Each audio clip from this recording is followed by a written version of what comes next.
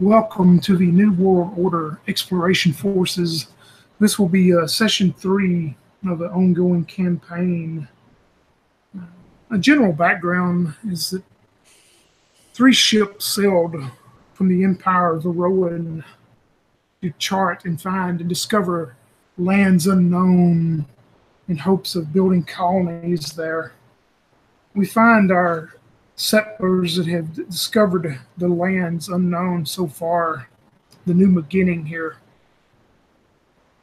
We start out on the morning of day 10 in the camp that has been set up just inland from the beach where the tall grasses are. In the one area of these desolate, dead trees are. And as we begin, we see 2 figures that are approaching the large tent that has been set up by these scholars to look at things and investigate things that have been brought into them. Crystal, tell me who you're going to be playing this session and who they are and all that. I'm going to be playing Leslie Aldrich. Leslie is from the city of Oliput, which is one of the imperial cities. It's not a very big one. It's would actually be better to be called more like a medium town. But of course, she'd just consider, oh yeah, I'm from this city. She's a scholar of medicine, so basically a doctor. And she has a companion, which is a big, great hoot owl, who's all brown and beautiful, and his name is Birchwood. He looks a little like the owl in my image, only brown instead of like a snow owl like that. So his name is Birchwood. And after the party's been missing for a little while, the mayor has been increasingly kind of worried about it and has sent me out in case there's any kind of medical issues out that way. He hopes that maybe I'll be able to help with that. All right, you're approaching the scholar tent there in the camp that morning as you see another figure walking up about the same time, Yang. Tell me who you're playing in the class and who he is. I'm going to be playing Gordon Octothorpe Winthrop III, also known to his comrades as Father Gordon or Father Hash. And he's a devout man. He when he began the adventure, he set out with the very first party to explore the area. And actually, after running into that cave and experiencing a casualty, witnessing a casualty, he came back and performed funeral rites for those who have died. And ever since then, he has become more serious. He's become more concerned with the safety of his comrades, and he used to be a little bit arrogant, but he became a little bit more humble, empathetic, and also slimmer. He's lost probably about 15 pounds since 15 pounds in 10 days or so. So he's looking a little bit emaciated than before. He will be wearing leather armor and wielding a shield for most of the adventure if he's heading out today, but otherwise he has his priest robe on and carrying around his holy symbol, as you see in the picture. Yeah, and as he approaches the tent about the same time the scholar known as Leslie does, you see another female exit the tent, and y'all both would know her as Kelly Kauai, one of the lead scholars. She sees you, Father Gordon.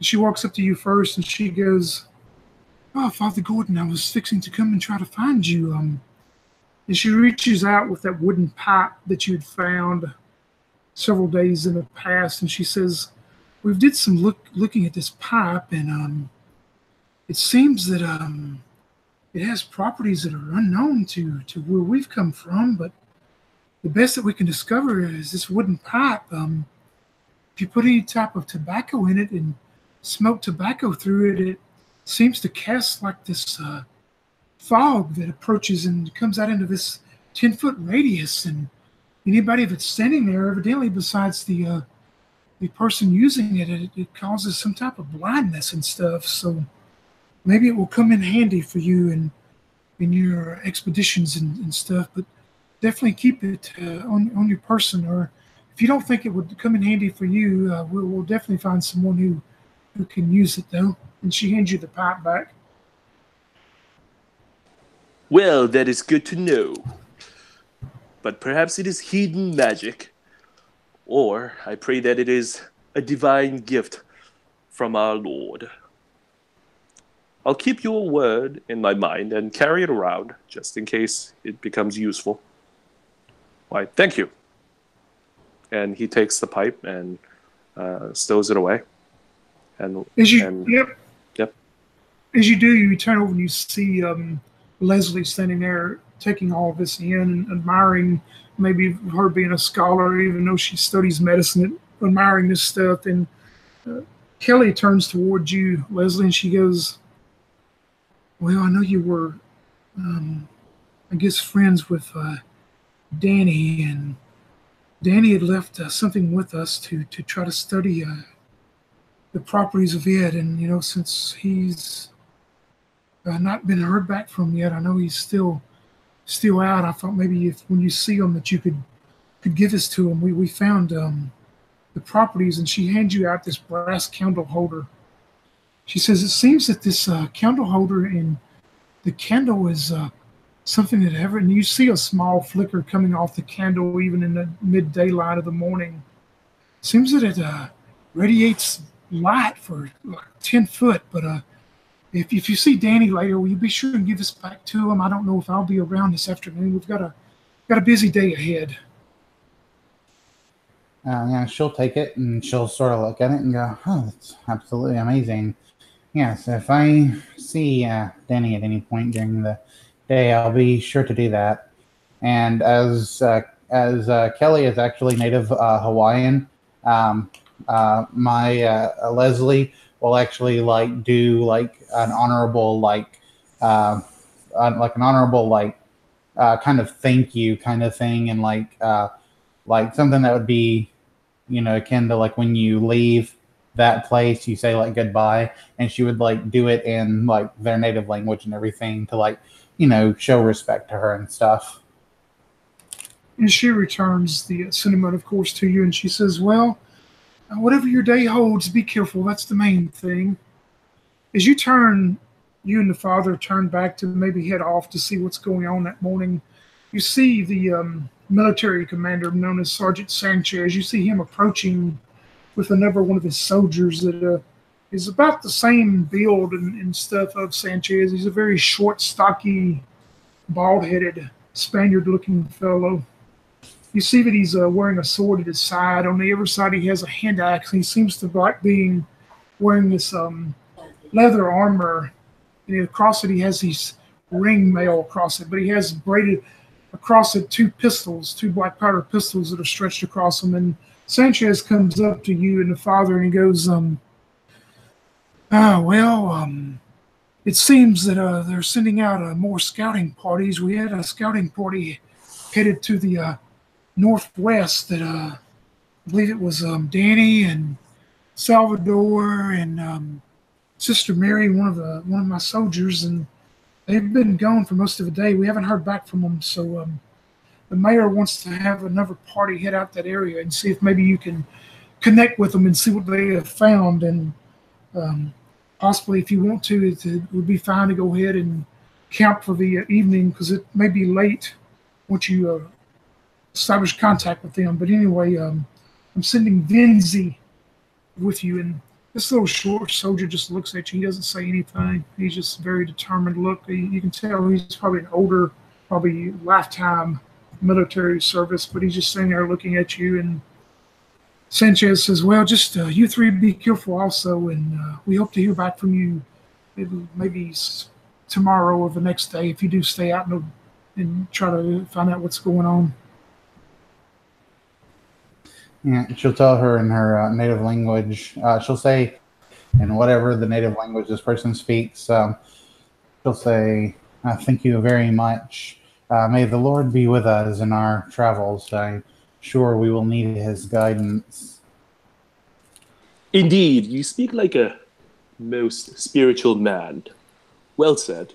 I speak like Woman. a man. That's Woman. probably not good. So we'll prepare and rejoin you here. Psychology of sexual identity versus gender identity. As you three prepare to leave out, you would know on the map that you're pretty much where my fingers are at the home base there on #1. And you would know that you're going to be heading to over around Square 8, where the woods are, is the direction you're traveling. You know it's roughly just a mile or a mile over. It would take you probably, hopefully 20, 30 minutes, depending on if anything happens and how the travel through the grass is to get that general area where the forest has been reported. But as you three prepare to do that, we jump back over into a few hours where we see the party that is in question coming out of a cave. And unbeknownst to the rest of the camp, the person known as Danny has suffered a fatal injury due to some type of ooze in the cave. And in a show of support to his party and support to life in general, he gave the ultimate sacrifice to let the rest of the party escape, being Salvador himself being severely injured. Luckily, Sister Mary was able to bandage up some wounds and bring him back to the area of consciousness for now. The soldier with them, as they come out of the cave, are preparing to all head back to the camp, when Salvador looks up and sees 4 figures standing there. 3 of them bald-headed, completely clean-shaven. They all stand about 4 foot tall, roughly. The other one standing in the middle of them seems to have this long hair, long flowing hair, and this huge white beard that is braided. In fact, this is pretty much what he looks like right here. As he's standing there holding this wooden staff. You see some type of runes painted up on his forehead himself. He takes the staff and hits the ground, and you hear one word, Shali. As he says that one word, you see the 3 figures, you see them armed with these large wooden clubs. One of them is holding a large, like a scythe, to maybe take wheat or some type of grass or something down. You see the others armed with clubs as they motion out around you 3. You see the one with the beard looking towards you. Is he starting to reach inside a large bag that he has at his side and pulling something out? As we do, Mike, tell me who you're playing, what class he is, and what his thoughts are at the present. I'm playing Salvador Fuentes. Salvador is an explorer who has come in the hopes of establishing a home here for his family. He's eagerly awaiting to get something going so that he can bring them back from the homeland and his wife and 2 children to meet him here. Currently, he is hovering around death, completely naked, with it appears to be like acid burns or ooze pock marks all over his torso and left leg, as well as a severely mangled arm, left arm, that has been repaired somewhat, but he mumbles quite a bit, and he looks around and he sees the 4 men that are standing there, and he looks at Sister Peggy and goes, "Sorcerers, sorcerers." This is witchcraft. As you say that to the companion sitting next to you and also the soldier standing there, Daniel, tell us about who you're playing and what her current thoughts are at seeing these four figures that have pretty much snuck on the party. Of course, you had this ongoing ringing in your ears, but yeah, I'm playing Sister Mary Margaret Marilyn Malone. She's an acolyte, not quite a nun yet, getting there. She came to the New World to kind of escape her family, who are fishmongers, and she didn't want to work that lifestyle. But she's seen a lot of weird things, including a giant crab, since she's been here, and this seems interesting to her. So she does believe that it's witchcraft, but that God will protect them. So she's getting ready to interact with the natives. the soldier stands there and looks at both of you. He doesn't say a word to any of you. He's just prepared, standing there to see what happens. The figure of it has the beard and the hair. You see him reaching in his sack. As he does, he pulls out this here and he sets it on the ground directly in front of him. This is what you see sitting on the ground. It appears to be made out of partly wood, maybe petrified wood. Part of it appears to be made out of stone. It has this human face, these blank eyes, a human nose, a human lips. And it seems to be some type of helm from what you can see from the distance you're at, as it's sitting there on the ground in front of you. How big is it? It's roughly, a human-sized head. Oh, okay, but it's flat. No, it's actually has dimensions to it. Oh, geez, so it's like a statue head. Okay, I'm going to slowly and as non-hostilely as possible. So I'm going to take one hand and put it out, I'll put both my hands out, and then I'm going to reach into my sack and pull out some. I have beads for trading with the natives, so I'm going to take some beads out and I'm going to kind of display them in my hand, and I'm going to walk towards where he put that to put the beads down next to it, slowly. As you pull the beads out, you also pull with it a random playing card. Oh. Okay. As you begin to walk towards this one figure, you would notice the other three, the bald-headed ones, they've spread out in a line, and you would probably think the way, of course, the soldier himself would know, but you would think the way they're spread out or taking offensive positions. Of course, they're not being hostile or direct. I mean, it seems like they're just setting up to see what happens themselves. I'm going to start to. I'm sorry to interrupt. I'm going to start to hum a hymn. As you do, you see his mouth open as he begins to speak again, and you stop in your tracks for just a moment. As when he starts speaking, you understand every word he's saying in your language. He goes, "You're strangers to our world. This object here allows me to speak to you in any language. You should be able to understand what I am saying. My name is, my name would not pronounce into your language, I do not think. You may call us the grass cutters. That is who we are. We do not mean any harm to you unless you decide to do harm to us." So I'm going to test the waters to see if this thing works for me as well, and I'll speak back. I'm going to say, it is fine to meet you. I am Sister Mary Margaret Marilyn Malone, and these are my companions. We've come to meet and learn about different types of people that are not like us.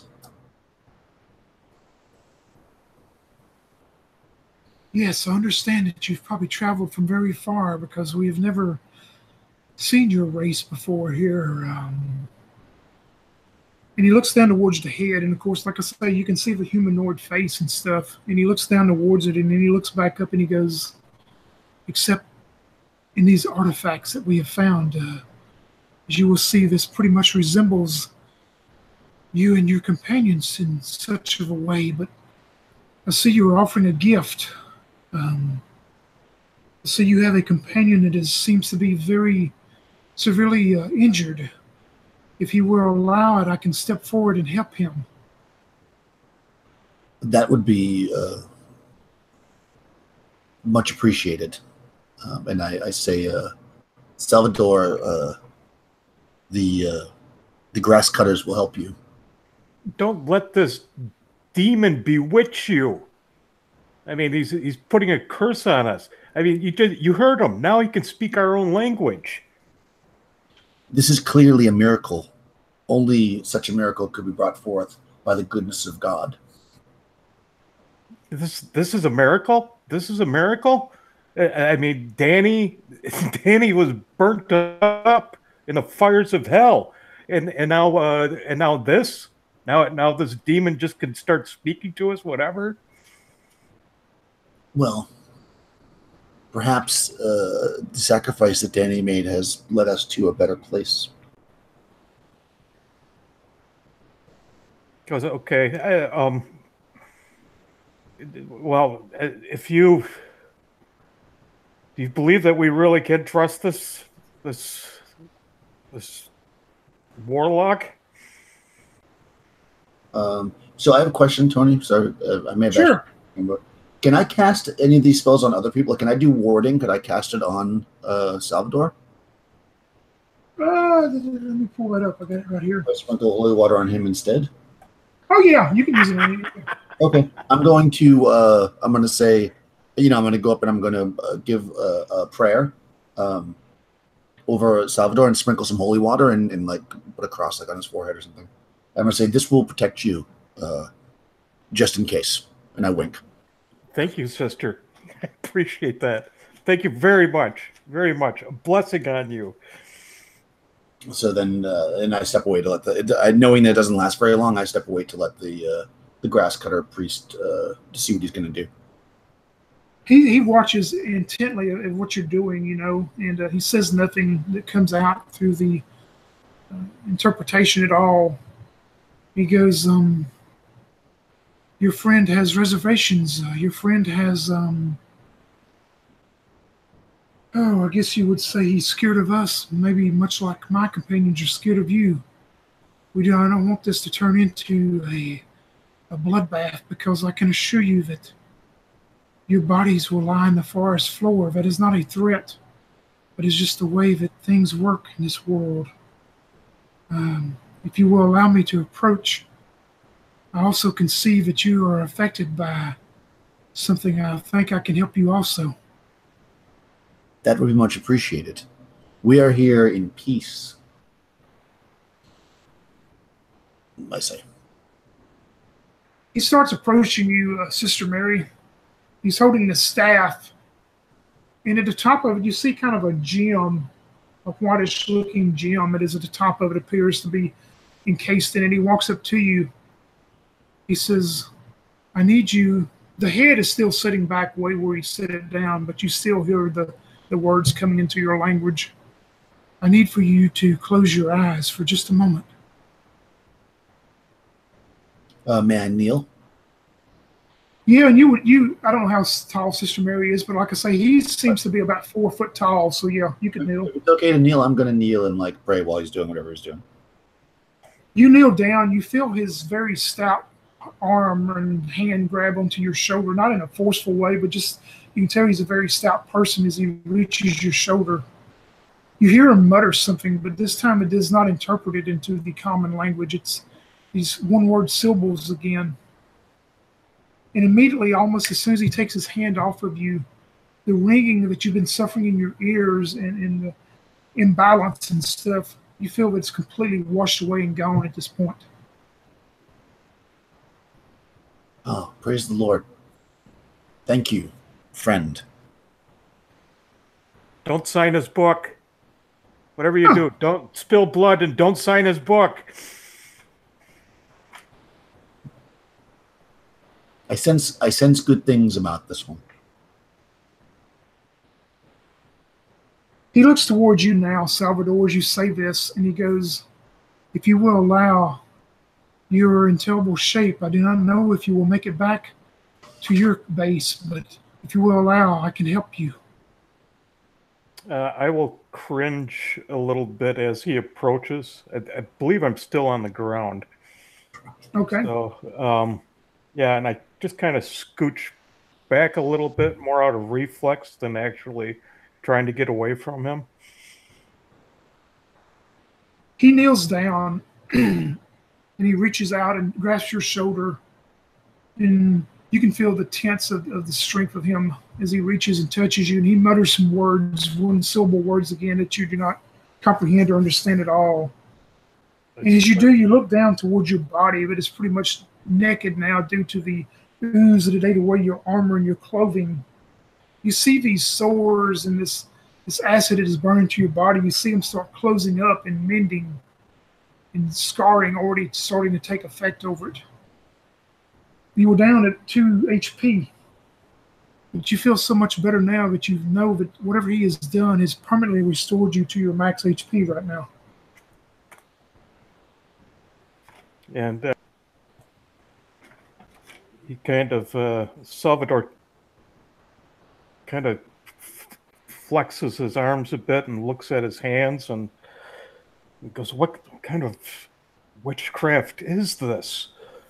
And begins running his hands up and down his arms to see the smooth skin. And he just kind of looks at him and then looks to Sister Peggy. And he said, "Is this for real? Or is this just, am I being deceived in some way?" Stand and see your own strength. I will stand up at this point. Yeah, you stand up like the day before when nothing had happened. You feel energetic. You feel your old self again. You see some of the places that would have been burned or still there, even though they're starting to scar over and heal up. You're going to know that it's going to affect you. And if you will, make a notation on his charisma. You lose 1 point of charisma that will be permanent due to the scarring. So you can lower your charisma by 1 point permanently. Okay, doke. This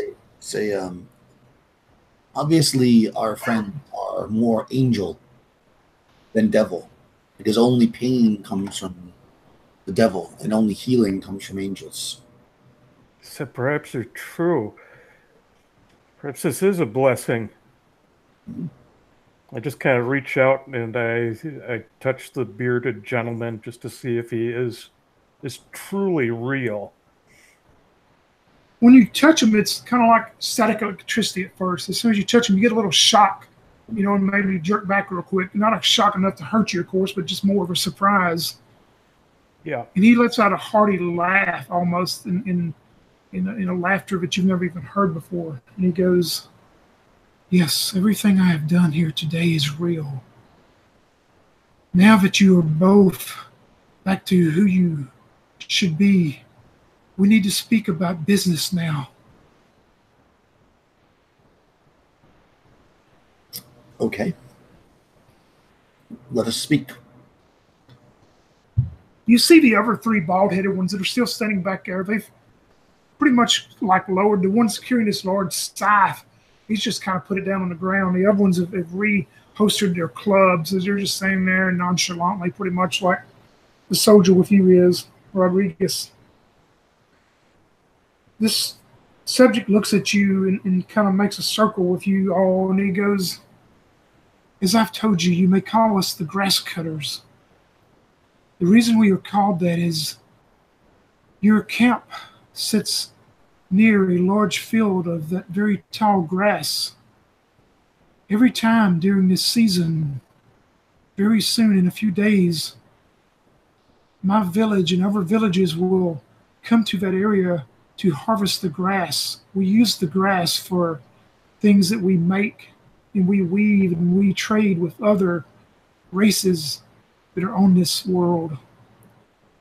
We need to make sure there will be no attacks on us or anything as we come and harvest the grass there. We mean no harm to you or any of your people as long as we can do it in peace."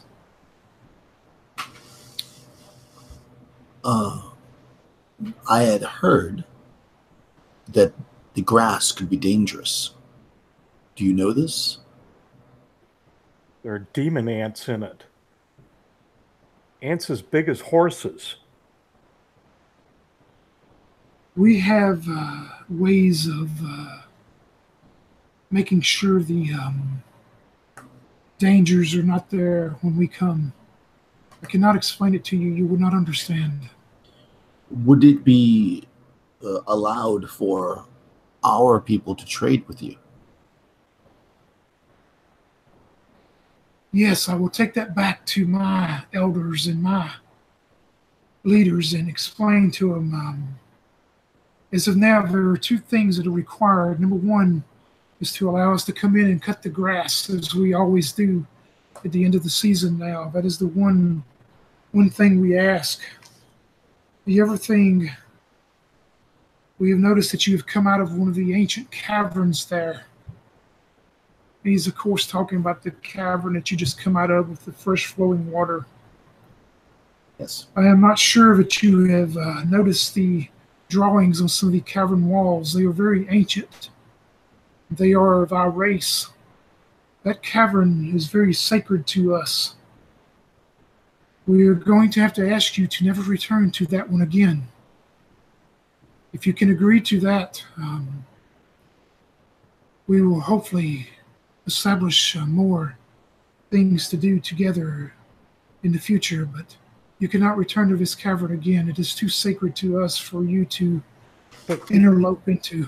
But you were on the cavern wall. There was a picture of you. That's not me. That is many, many generations ago, I can assure you. Our friend lost his life in the cavern. Could we come to the entrance and leave gifts, as is our custom?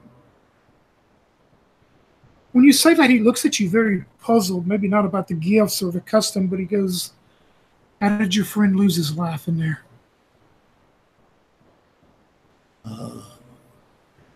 Creature of semi-liquid form dissolved. It was a fatty monster.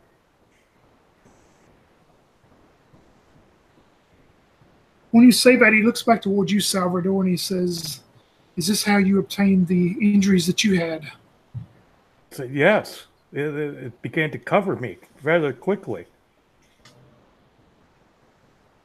He abruptly turns around from your group, and he walks over to the three fighter-looking figures that are with him, and he starts speaking in his language to them. You see him reach in his large sack.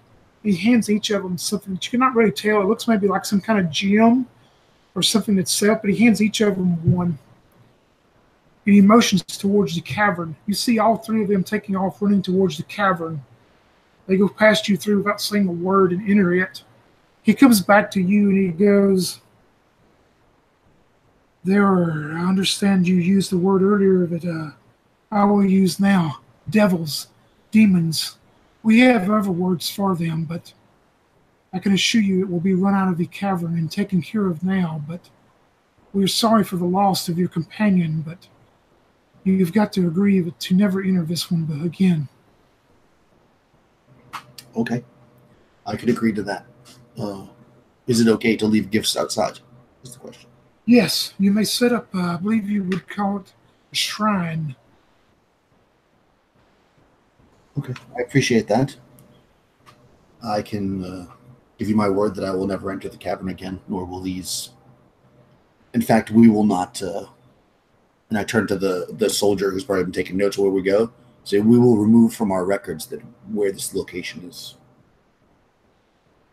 Yep, and also remember, Danny gave you a map that he had drawn in there that you would have in your possession too. Of course, you can do what you want to with that. Oh, that's right. Yeah, so I'm gonna take the map and not this right second, but I'm gonna mess it up so that it won't be easy to find this location again. He nods at you with a smile, and he goes, for agreeing to this and speaking on behalf of your leaders, and to let them know we're coming in a few days to harvest the grass. But Just a moment. I have something for you and your friend here. And he reaches back into this large bag that he pulled that statue head out of. And we'll start with you, Sister Mary. Roll me a d4. I got my d4 and I roll it, and I get a 4. He hands you a little vial, a little glass vial that has this oily looking, clear looking substance in it. And he goes, I understand you worship gods, I would say is the word you use, but sometimes the gods cannot offer all the protection you would need. Sometimes they do, but this will. And he takes and opens another one. He reaches and he pulls out another one and he opens it up, and you get the fragrant oil smell coming off of it. And he takes just a bit on his hand. He starts wiping it in his beard. He says, spread this oil on your body, and it will help protect you in time of dire need. Thank you. I offer him beads. Yeah, roll me a d6 plus 1. So 2 total. All right. You'll notice that this vial he gives you will have 2 uses, that you got 2 uses in it, and it's called oil of protection. So what you would do is just put this oil anywhere on your body, and it's going to give you +1 to your AC for 1 turn, 10 minutes. Nice. Thank you. But you got 2 uses in it. He looks towards you, Salvador, if you roll me a d4.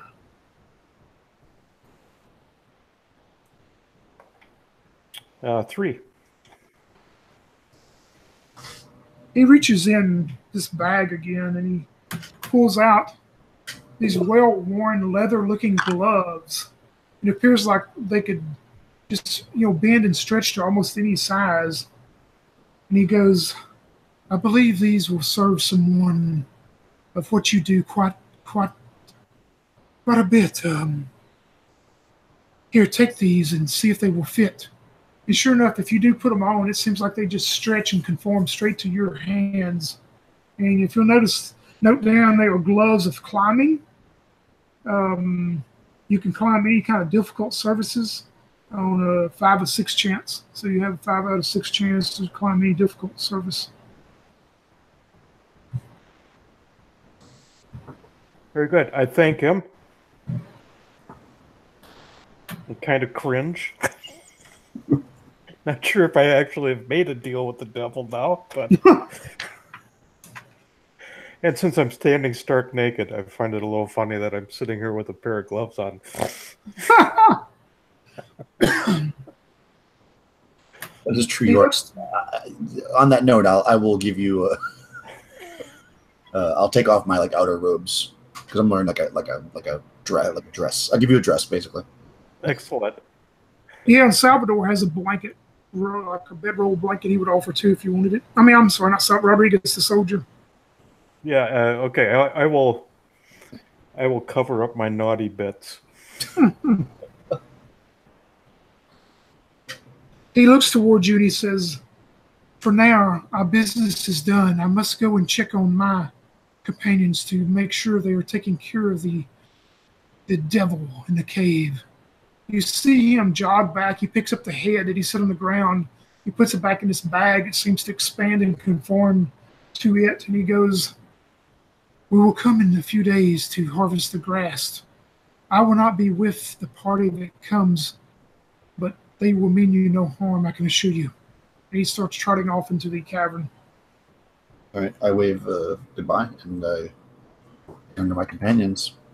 I say, I think we've made good contact. Yes. And I told you there was a devil in that cave. Well, that was confirmed it. That was surely a devil, but sometimes there are angels to fight the devils. Yes. Yes. Well, I don't know if this is a good thing or a bad thing. He looks at his gloves. We'll see. If you use the gift for good, then it is a good thing. It goes, perhaps I've just sold my soul.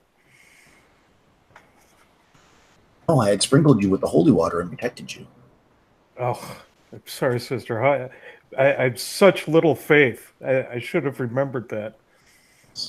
I should have recalled. I'm sorry. I should. Yes, yes. And he makes the sign of the cross and says, "Perhaps we should tell others, well, not to come here, right?"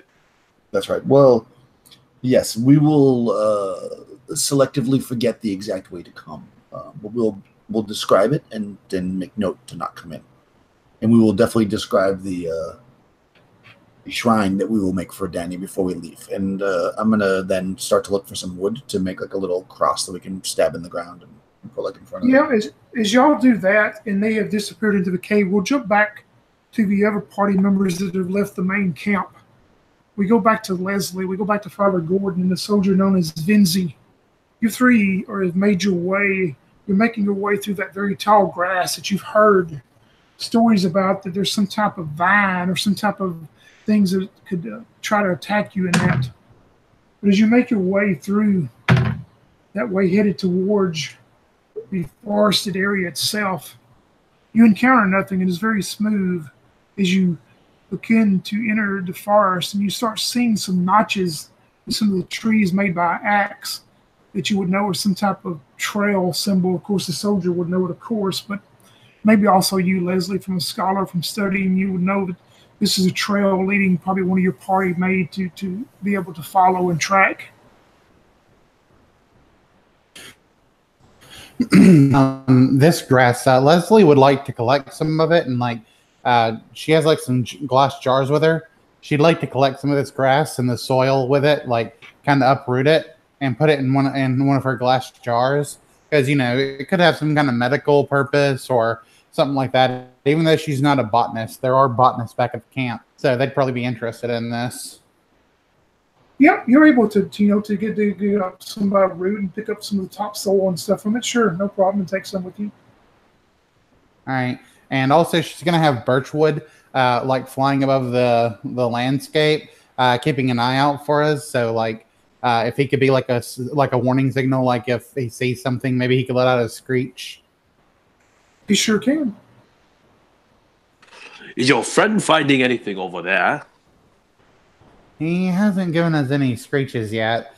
And you don't have to really worry unless he gives us a screech. Grasses everywhere.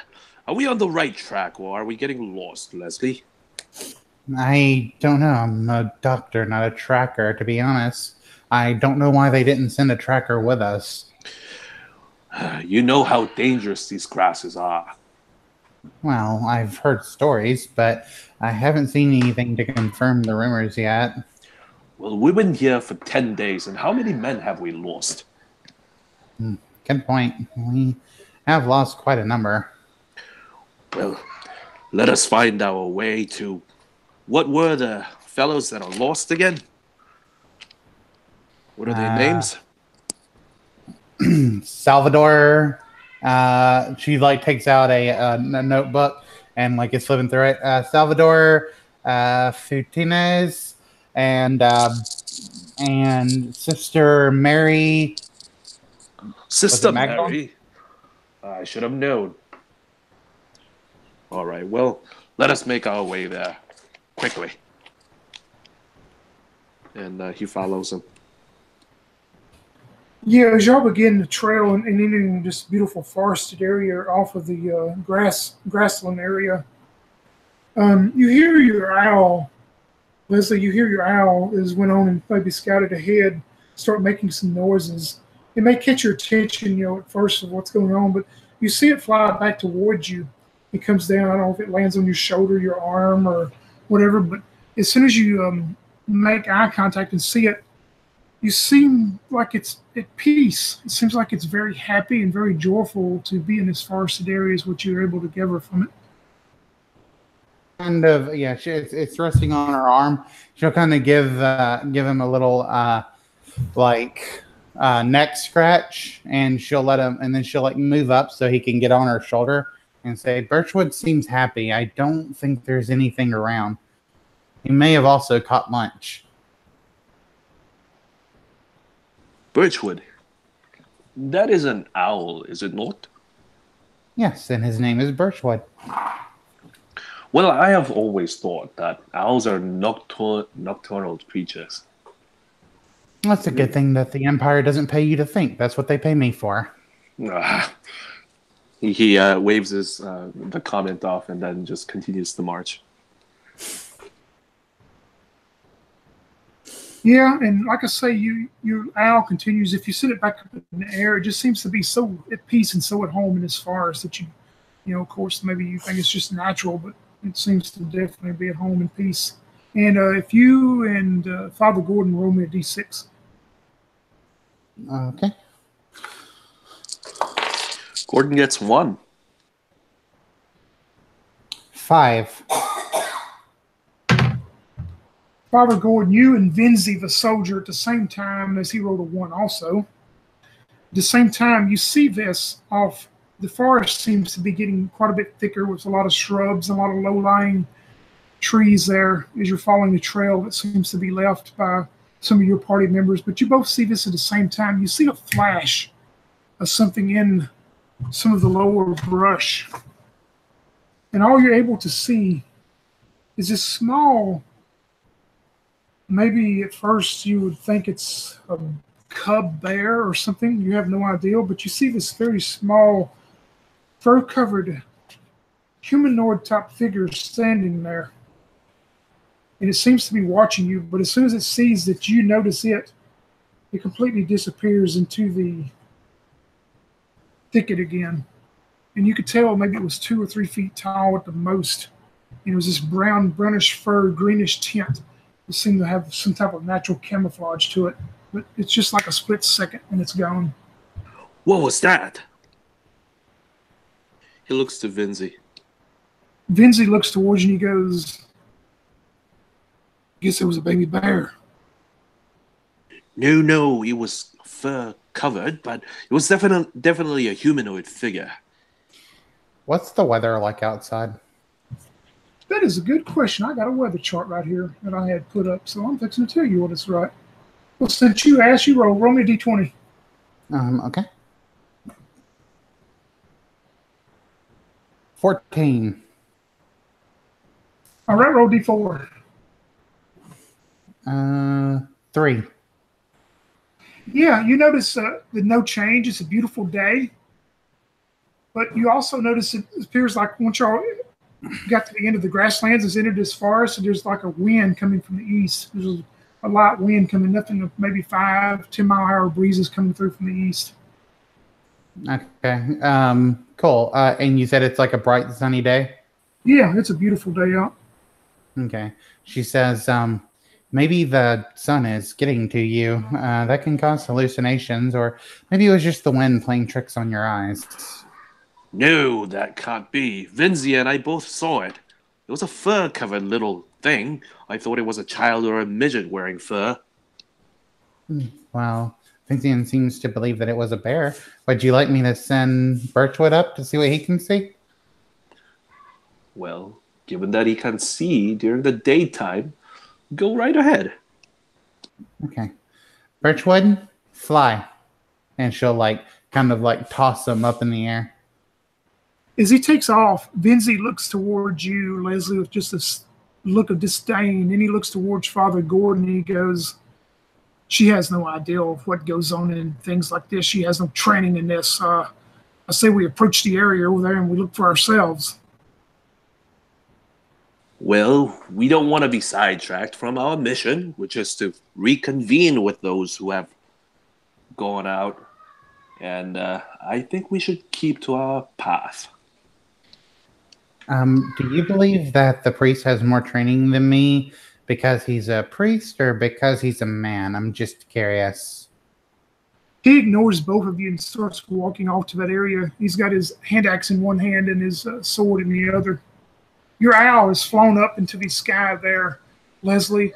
You get nothing, no kind of distress call or nothing. It just seems to be happy and peaceful. It's like it's just flying around and evidently it's seen nothing. The arrogant priest turns to her and says, well, both, of course, because I am a man and because I'm a priest. Quite profound. How can us of simple vagina ever match up to the intellect of those with the penis? Oh, such vulgar terms. And he huffs and turns around again. I think those are the scientific terms. We of the vocation do not even utter those terms.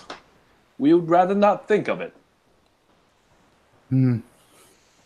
It's a good thing the Empire doesn't pay you to think them. While you two are having this logical discussion, Vinzi makes his way off this 30 or 40 feet of where you saw, him and Father Gordon saw, and you hear him go, "Holy hurricane! You better come look at this!" What is it, Vinzi? He runs over to him. Do you go also, Leslie, or just... Yeah, Leslie will, she would go as well. But she probably isn't necessarily going to, like, run. She's just going to kind of go. Like, kind of walk that way. Yeah, you get there first, Father Gordon, and you see Vinzi's poking the ground with his sword. And what you see is a small humanoid-looking footprints that would appear to be of a younger type child. It's definitely not a bear track. He says, "Those almost appear like a human, do they not, Father?" I told you, have I not? I thought I saw a small child wearing fur, skin, or some sort. This confirms what I thought I saw. And he points at the track and says, where is Leslie? Leslie, as you arrive there, you see the same exact thing that was described. Can I use my intellect to determine anything about this? Let's see here. Like maybe, I don't know, approximate weight or something like that, perhaps? You know what? I'm going to get, since you're trained in medicine, you would know something about the human body and all that. So I'll give you just your standard 2 out of 6 chance. Okay. And I got a 1. All right. You look at the tracks, and sure enough, it appears to be tracks there and kind of leading off back into the forest. But it definitely appears to be, looks like to you, a human child, maybe 9, 10, 12 years old. You would think by the size of them, but it baffles you. It definitely appears to be a humanoid track. Yes, there are indentions here from some scientific word of the front foot, and it seems like it arches from the heel, but scientific doctor jargon. Yeah, I mean, it definitely does appear to be human. It's quite interesting. I'm going to draw a quick picture of this. And she's going to take out her journal and her leather-bound journal that has all sorts of like notes and stuff in it. And she takes a pencil and begins to like sketch what she sees here and like the dimensions and everything. Is your owl still up in the air, flying around the perimeter? Yes. Yeah, and while you're doing that, and I guess the soldier and maybe the father, if y'all try to follow the tracks, they just disappear like they're gone. You can follow them for just a little bit and they're gone. But as all of you are doing this, your owl starts letting out, a cry to you. It's not a cry of distress again, but also at the same time that all of y'all will roll a d6, you and the father. 1 again. All right. A 2? Mm-hmm. The soldier does not hear it this time as he's looking at these tracks, maybe trying to follow, but both of y'all hear something coming through the woods towards you. You hear noise of foot traffic coming towards you. And as you both look up, you see Salvador. You see Sister Mary. You see the other soldier known as Rodriguez are approaching y'all about 30 or 40 foot away. They haven't seen you yet. Okay, I will then stand up and I'll, like, if I got the, well, it wouldn't matter at this point. Like, I mean, these are people that we know in our lives. So I would get up and I would wave to them and like, Sister Mary or Rodriguez, Salvador, we're over here. And Father also stands up and says, "Here, it is me, Father Gordon." And he waves at him. Sister Mary, you and Salvador and Rodriguez hear the voices coming from people that you know 30 or 40 feet away through the woods as you look up and see them as you set up the shrine there and headed your way back to the main camp for refreshments and food and drink, and you hear the voices of the other party. Oh, we must be close to camp. I hear Father and that scholar. I don't think she'd walk out in the woods. Oh, hey there. Be careful. We found this footprint over here. I'm going to continue to take notes on that later, but for now, I would like to check your condition. Are you two okay? Or three, actually? Yes, I missed you in the back there, soldier. I apologize. What happened to your clothes? Sister Peggy blessed me, and then a warlock gave me his gloves. Okay, I think you've been out in the sun too long. I have some water here. I think you need to drink some quickly. Father, it was amazing.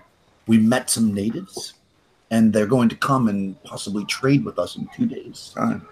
Natives? Well, that's a wonderful news.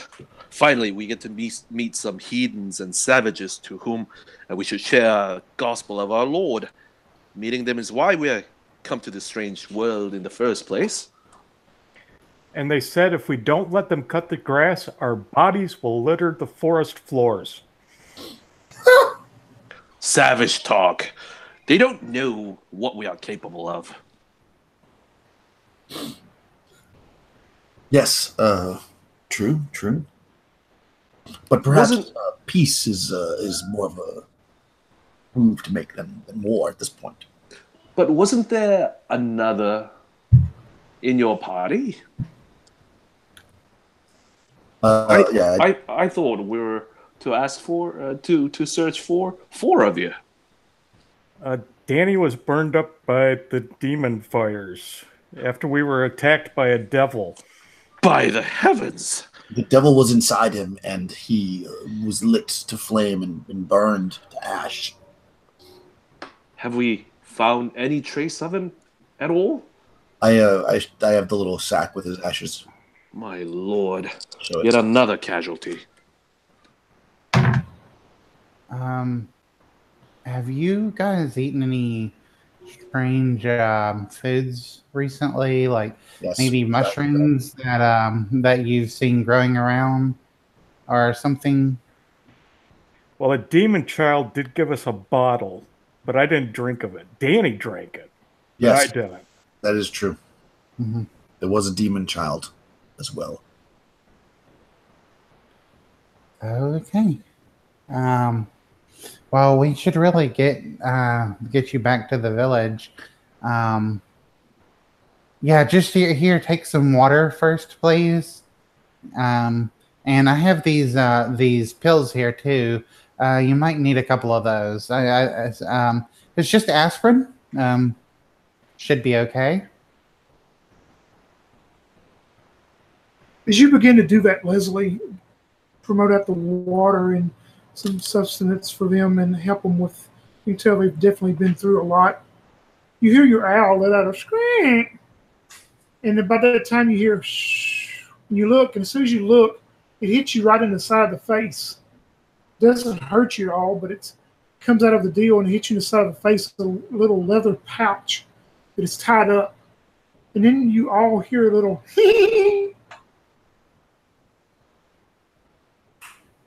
more gifts.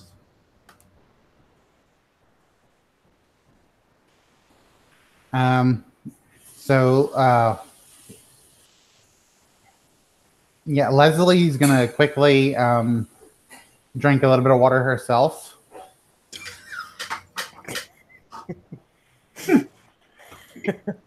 That just is such a funny picture. She gets hit in the face and it's just like, drink some water. Cool. And then she's gonna examine the sack to make sure that she's not losing touch with reality. It's demon herbs and spices. And that Yes, indeed. The young native, I have a gift for you, and I show some beads. You get no response, Sister Mary. As you reach down, Leslie, and pick up this small pouch that is wrapped up real tight, and you get it close, you can smell like herbs and stuff, different herbs and stuff that are inside of it. Interesting. Well, I guess I'll keep this with me, and she's gonna put this into her her satchel. I've heard that Hedon's a smoke herb. Well, yeah, I used to do that in college, but it's been a little while. Well, all these modern terms you're using, it has no bearing. It's interesting that you have mentioned that, because back at the camp, I was given this pipe, which I brought in to have it looked at before. Ah. And Kawaii, the scholar, she told me that if we were to use this, it would cause some sort of dark mist to surround us. I say we try it. Here? Shouldn't we go back to the camp first, considering that one of our companions has died? He's with the Lord. True, but should we not hurriedly bring his remains back and have a ceremony to see that his soul is placed to rest? Well, he was taken over by Demon Father. I believe his soul was devoured. We should probably wait to get back to camp, because if I heard her correctly, she said that anyone within the fog radius it becomes blinded. So, and did she say it was a temporary blindness? You would know that a lot of the things that they tell you is just based on what they can find out. That a lot of this stuff will have to be used to actually see what happens. That it's so foreign to everyone. So I look at Rodriguez and I say, geez, I thought the priest had a stick up his butt. He stands there stern, looking straight ahead, but you can see the smirk starting to come across his face.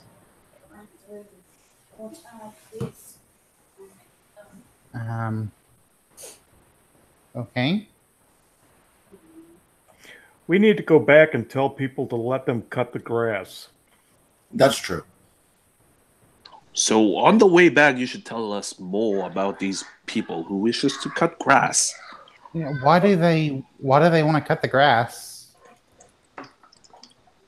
Oh, they trade it Yes. with other people.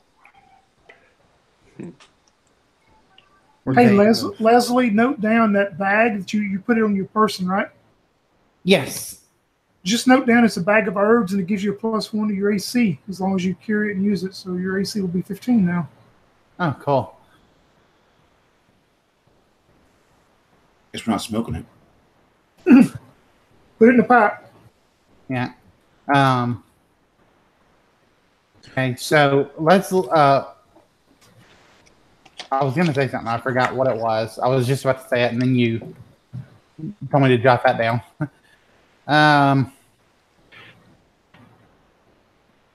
Forget it. I'll come back to me. The father tells him, I remember. She wants to know why do they want to cut the grass? Or you said they trade it, but I mean, why do they trade it? If they trade it, wouldn't it make more sense that we cut it and trade it to them for resources that we may need?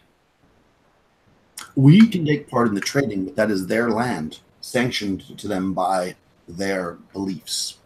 We can't just take their land. Yeah. Besides, demons trading with demons. I mean, what's that going to hurt? But that's trading with demons. That's. You are an Imperial, right? You do realize why we were sent here. We were. I agree with Leslie. Definitely. By God's given right, we are here to claim it for the glory of our Lord. But not to consort with demons. Of course not. Well, I mean, if they have this grass for trading, maybe it has some purposes that we don't know about. I mean, that would be something perfect to study. Maybe we can make medicine out of it, or even clothing would be helpful. I know that they don't teach you these things in school, but if we talk to the people that actually use the grass, they might tell us what it's for instead of stealing it from you. Well, honestly, I am a doctor. I'm no diplomat. So if that's what they pay you for, then I will concede to your expertise in this matter. They don't pay me for anything. I'm here to save the everlasting souls of the natives. Or Yeah. our savior. Well, rather than bicker here, let us return to our camp. Vinzi, lead us back to the camp. As soon as Vinzi turns, and you tell him that, as soon as he turns around, you hear him let out a yell. As you look down, and there's this huge, greenish, brownish-looking snake that he's just stepped on and bit him.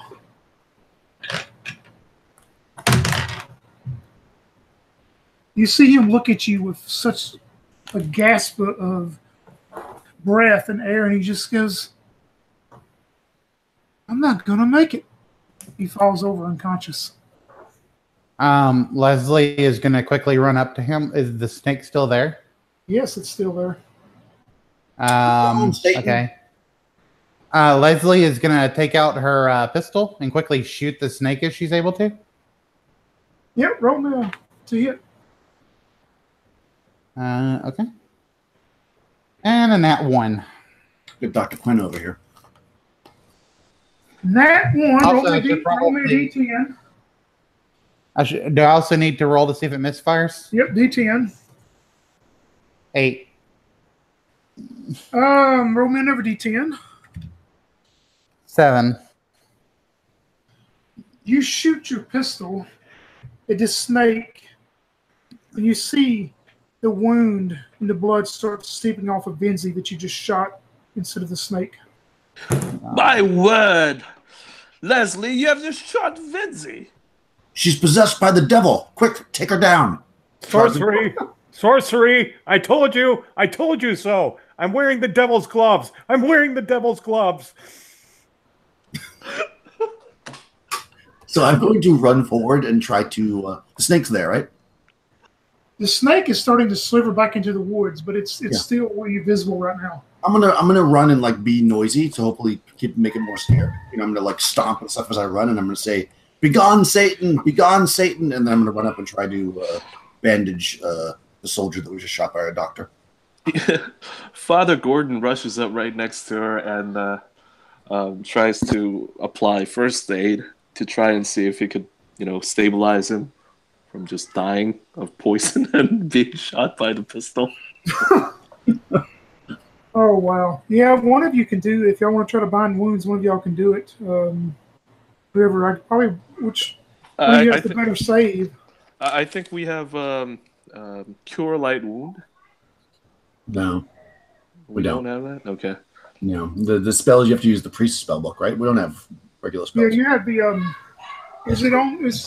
well, it should be those at level 1 as well. Aspiration. Yeah, if you took that, you can take. If you took level 1, you took Cure Light Wounds, you can use that. Oh, we can use regular spells too. I thought we had to use these. No, it's on the page. If you go down on page 2, it lists all the spells from Whitebox. Okay, cool. Complete. Yeah, Father Gordon rushes up and casts Cure Light Wound on the poor guy. Oh. Yeah, and he starts coming back, and he says, "Thank you, Father."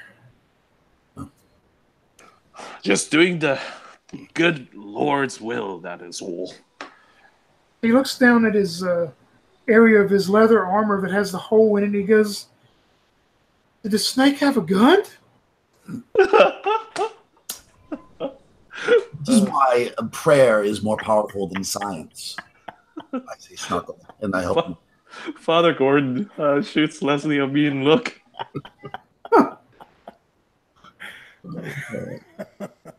Leslie just looks traumatized right now. She can't even move. She can't believe that it went this poorly.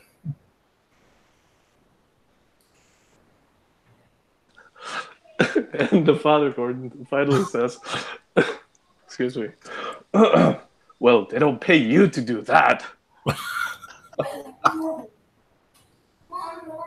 Yes, let us all thank the Lord that they don't pay me to do that. And yeah, she's gonna just like throw the gun away. Like she's never gonna use a gun again. She's just gonna throw it as far as she can. As soon as you start to throw it, the other soldier, Rodriguez, walks up and he grabs your arm and he goes, "Let me hold that for you. I do not believe you're properly trained in that." And he'll take it from you. Yeah, she'll hand him all the bags and powder. Please don't ever let me use that again. Yeah, he takes it from you in a very gentle manner, of course. Yeah, and then she's gonna walk up to the guy that she shot, and she's going to say, "Please, just let me look over your wounds. That's what I'm actually paid for. That's what I can do best."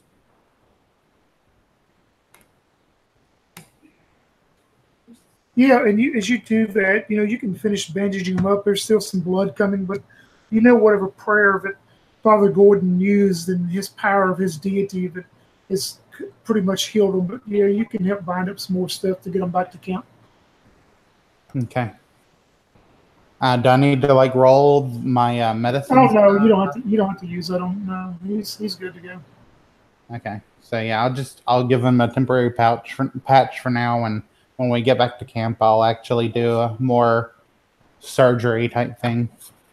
We should take him to see the warlock. The warlock fixed me. He can definitely fix Valencia. Didn't you say the warlock lived in a cave or something? Yes. No. Well, let's go to that. There was no cave. No. The There was warlock no cave. He lives with the Lord. Yes. He's an angel demon. Do you know where we could find him? I would love to see advanced medical techniques. The Lord will provide when it is needed.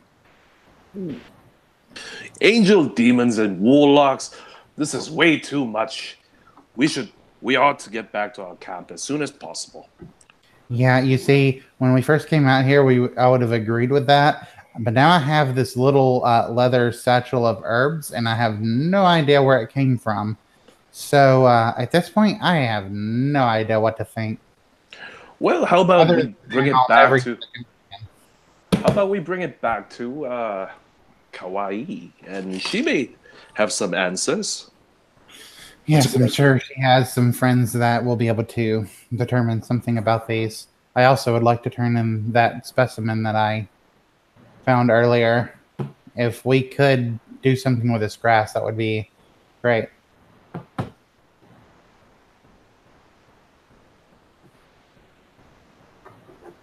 So the consensus is you want to head back to the main camp, right? Yes. Yep. Yep, y'all are able to make it back on the closing of the end of day 10. Is the time you make it back and all the events that have happened, you would know it's getting close to the end of the day. You're able to make it back without any further misfires or companions shot by companions or any wandering things that may try to get you. Your owl, when it comes out of the forest back into the grasslands in the area of the beach, you would notice, Leslie, that it seems like it's still happy, but it's not as happy as it was in the forested area. Yeah. Once we're like pretty much safely back and everything, and I think he's probably pretty tired, I'll hold up my arm and give the command for him to land and let him be on my shoulder again. Yep. And are we headed back to the town, or are we now arriving in it? You're back at the beach camp, the main camp, where everything has been set up from day one. Okay.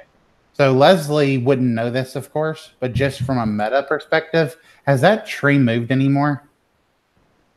Nope. You remember the last time the little boy that came up and told you about, hearing about the tree had moved back again, back to its spot again, about people telling stories about it, and everybody thinks everybody's crazy about trees moving. Okay. Yeah, I'm gonna, Father Gordon, we should speak with the head of the camp about making parlay with these natives. Tell me a little bit more about these folks that you have met. They seemed to have ancient writing, possibly Latin, upon their skin, and they spoke in holy words and healed. In our language, they spoke. Yes, using a magical head. It was like it was an artifact. It sounds like a strange sorcery to me. Only the Lord could provide such powerful magic. Well, if you say so, Sister Mary. But I am still doubtful that these heathens know Lord from devils. We'll find out. What do you feel about them? Do you truly believe that they wish us no harm? Yes, they seem to be innocents, not corrupted by society. Whatever happened in there? What killed Danny? There was a demon, an evil. I could not even describe. It was amorphous. And Straight out of scriptures? Did it have horns, wings, or some such? Or what did it look like? It was indescribable. It was singularly horrible. And it ate his flesh. By God, may Lord forgive me for blasphemy. And he turns to you and says, well, if you truly believe that these natives, the savages, wish us to parlay with them and trade with them, perhaps it is best that we informed our camp captain. Indeed, I'm behind your proposal. And he accompanies the sister. All right, Sister Mary, you and Father Gordon want to go and speak to the mayor, the governor of the camp, Eric Paddleton. What about Leslie and Salvador at this point? Salvador, you're able to anytime go and see Sanchez, the military commander, and get a new suit of armor, whatever kind of armor you want. Yeah, that's what I'm going to do. I'm just going to go and refit myself and then make sure that I get my stuff back to Rodriguez and her cloak back to Sister Peggy. Yep, and what kind of armor did you want so I can adjust the... I think he just had... Well, it was armor class 15. So it was Did he wear splint mail? Or was he wearing rain? 14. It was 14 plus his dex bonus. Okay, so he was probably wearing chainmail. Yep. All right, 15. Okay. What about the good doctor? What would she like to do? She's going to take the patient that she shot earlier over to the medical barracks, and she's going to begin, operations to try and remove the bullet and everything. That's going to be the very first thing she'll do. Yeah, I mean, she feels really badly that this happened, and she's probably already been apologizing profusely all the way here. Yep, you're able to take him over to the medical tent and do that whenever all this is going on. That's what we're going to say you're going to do for now. So we go to the meeting with the governor of the camp. You see Eric Paddleton as he is sitting there eating food in his tent at the late evening. You would know it's about an hour before dark. Is Sister Mary and Father Gordon, and he motions, please, would you like to have a bite? I'm fasting. Thank you. Well, good. I'll eat something for you. And he starts stuffing more food into his mouth. Ah, yes, enjoy. We made contact with a native tribe. Seems they come this time of year to cut the grass, clean up the area, and trade amongst themselves and others. They have asked for us to greet them with peace and have offered to allow us to trade with them. Well, most interesting. Can you give me more information on these native tribes? What do they look like? What do they? Did they speak our language? How were you able to communicate with them? They seem to be slightly shorter than a typical man, and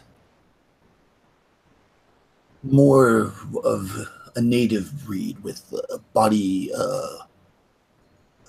painting and cave painting, as we've seen in some of the African, early African Sumerian caves. They did not speak our language, but had an artifact which allowed communication. Very, very curious.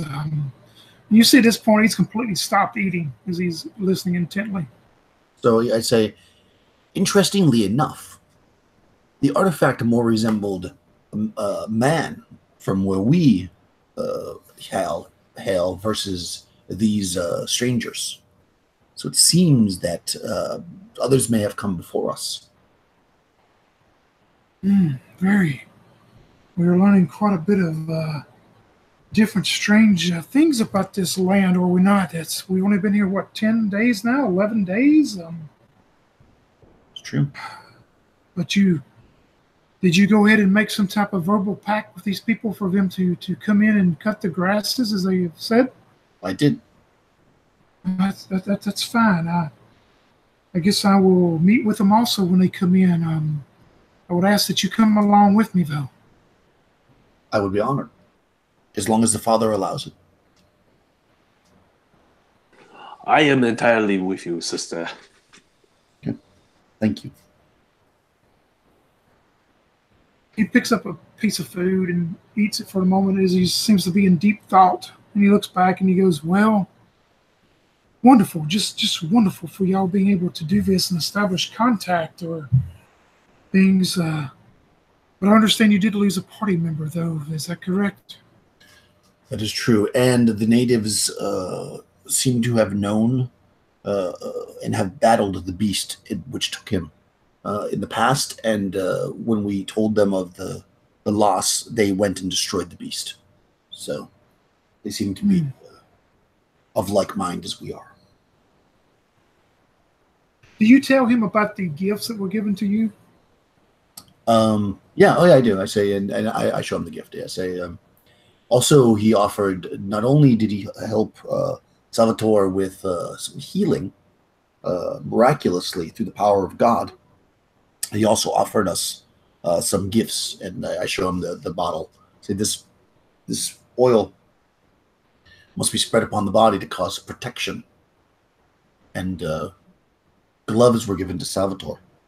And we, of course, gave them gifts in return.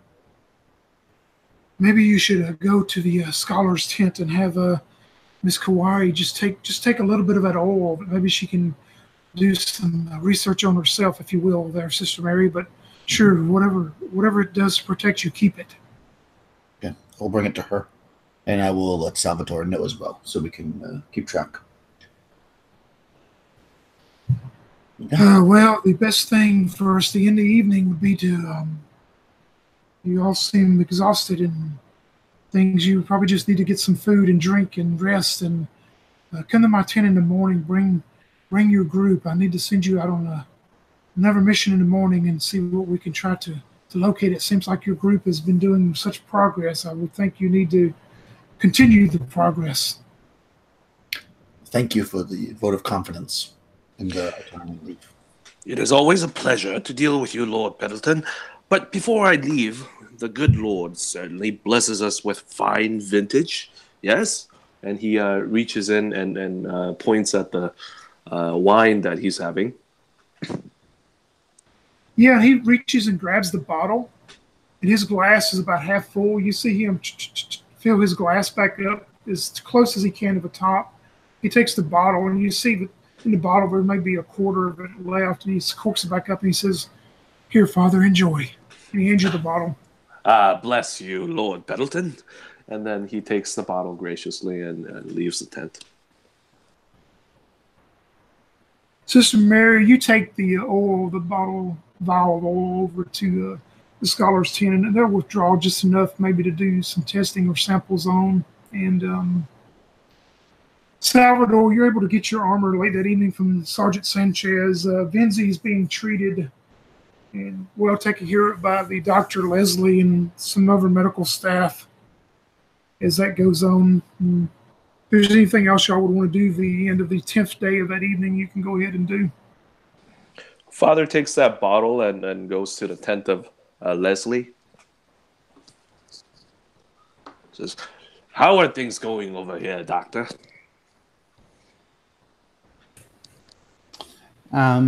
Well, the patient is now resting, but I believe he'll make a full recovery. Can't you share some glass of wine? And he holds up the bottle. Perhaps at a later date. I should get this sample that I brought. I should get it over to Kauai and have her look at that bag of herbs as well. Well, you seem a bit jarred when you accidentally shot the man earlier today, so I just wanted to say that it really wasn't your fault. Well, I thank you for your kind words. Yeah, I wish I could give it back, but certainly you are correct. That is not something the Empire pays me to do, for good reason. But what about the poison? The man was poisoned also, I thought, when the snake bit him. Was he poisoned, Tony, or was it like a dry bite? Yeah, you would have found some poison in there also.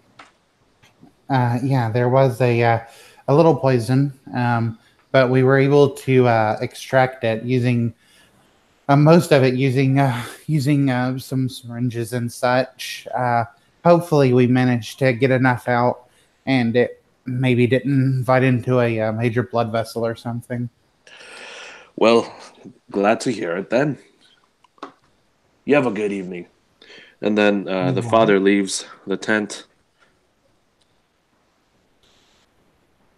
And once we have that conversation, Leslie, if she's back in her traveling clothes, like if she's in, I'm assuming she's in her like doctor gear, so she'd take that stuff off, and then she would get the sample of grass that she collected, and that bag of herbs as well, and she'll walk over to the research center tent.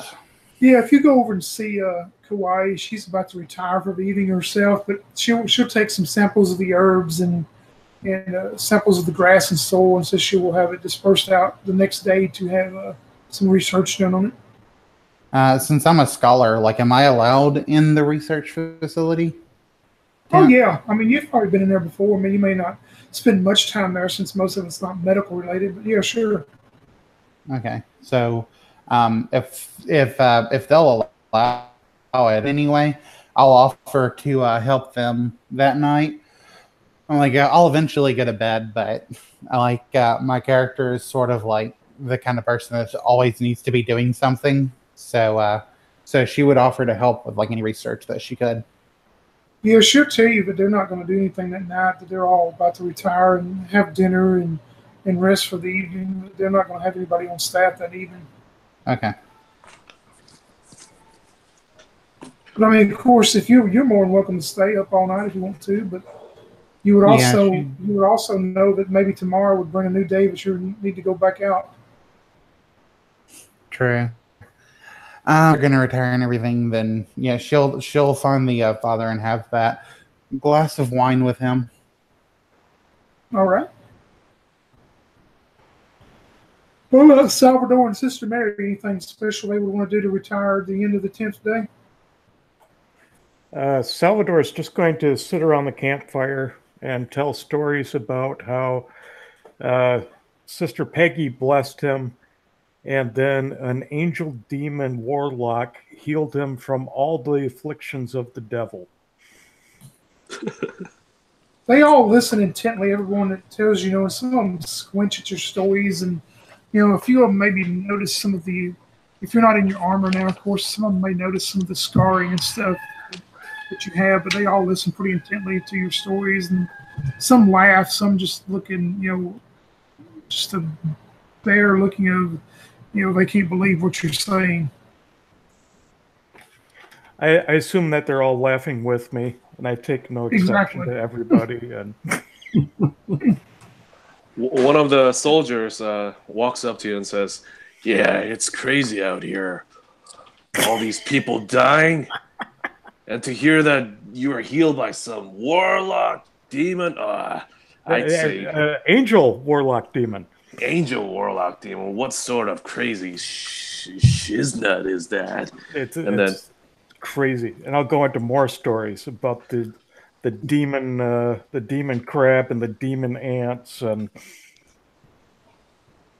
yeah, and that soldier looks at you and says, "Well, better have your sword sharp and your pole arm ready to stick into whoever's gonna jump us, right?" He says, "Yes, and with God on our side, nothing can beat us." Damn right. Well, for me, if I'm ever out there, I'm gonna either strike first or run the hell out of there.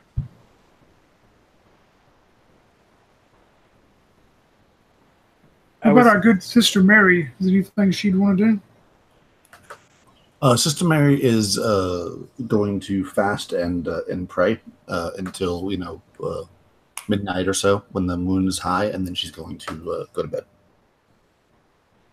The night goes very uneventful for any of the watches and guards on duty and the rest of the settlers. No alarm is raised. That probably one of the most restful nights all of you get from what some of you've been through on day 10. Day 11 morning comes and you have your breakfast. You four are called to the tent of the governor, the mayor, Paddleton, as you four meet Salvador, Sister Mary, Father Gordon, Leslie. As you come in, he has finished breakfast himself, and I take it everyone had a restful night. Seems like it will be another day of trying to find out what this world holds for us. I hope you four are well rested enough to venture out into a group again today. Oh, yes, sir. It would be an honor to do so. Yes. Yeah, I believe that I received adequate amounts of sight. And Father Gordon, he walks out of his tent and joins you guys, rubbing his eyes, and says, "Well, another day out there." Yeah, and you would know by looking at the map here, of course. Like I say, you're at number 1 at the H there. The green forested area that all of this took place was over here in Hex 8. You've also been over into this area here where you would have remembered some of you were the black ants and stuff, where the tall grass changed into more an open grassland and plains land along through the beach, and it seemed like there was almost a wall, a barrier between these two grasses. Of course, that's silly, but that's what it seemed like. So any way you want to go, just let me know which way y'all would like to go for this next day. I want to go towards the ants, I suggest to the people. I look at you incredulously and go, "The ants that nearly ate your head?" Yes, because if you remember, we also collected a giant crab on the way, and that meat is all gone. So it could be useful for us to do a little fishing. That's true. That may be beneficial. I agree. Let's go find the ants and the crabs. What do you think? Okay. That's fine. Sounds like a good idea. If that's what you guys want to do. Well, I'd rather stay here and see those people, the denizens, if they were to come over and try to cut the grass. But then again, seeing that one of us has died on the previous adventure, I'll come along as well. Didn't they say that it would be like a few days before they were going to show up or something? Yes. Yeah, they didn't give an exact time. They just said it would be a few days before they would come in. That's correct. Yeah, so Leslie would say, well, according to these two, they said it would be a few days before that happens, so we can probably still be here when they show up.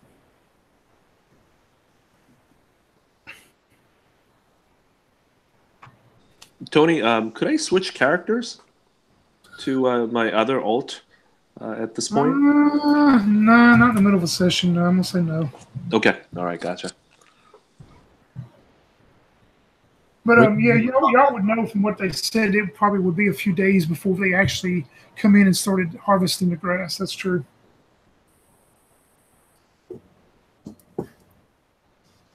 So if you want to go back the way to where the beach was, where you followed, some of you had the giant crab and you moved on into the open grasslands in the open area where the ants attacked and almost decimated the party back then. You start out that morning and moving along the beach. You have to go through a small area of that very tall grass, and it turns back into beach. You maneuver along with no problems.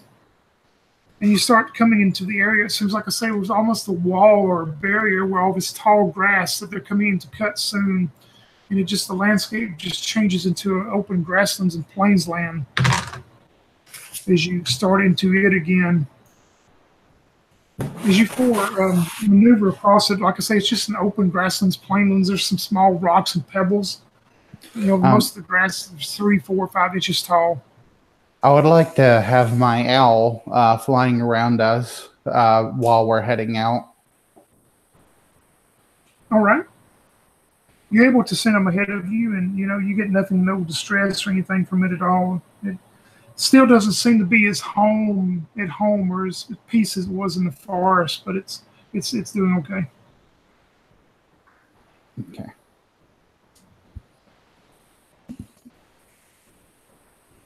You continue across this grasslands and plains land, just as barren as far as anything. You don't encounter anything or see anything. It's just a big wide open area with some small sloping hills that you have to go over.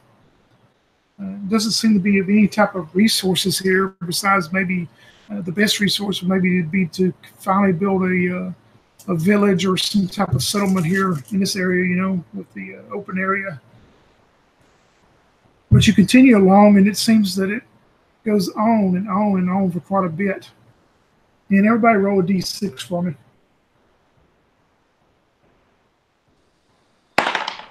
4. 3. 1. Oh, sorry, 1 for me. What about Leslie? 1 for Leslie as well. The good doctor and the good nun both at the same time. You look ahead and it's a bright, beautiful, sunny day again with this light breeze that is blowing through. But you look across and you see what appears to be a road or something, some type of trail or road out through this grasslands. Probably, you would think 80, 100 feet ahead of you. Wow. Is that a road?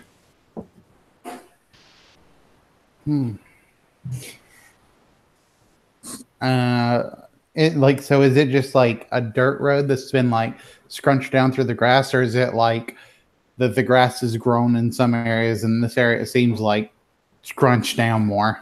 Do you want to get up close, continue, because you're 80, 100 feet away from it? Okay. I start walking towards it immediately. Yeah.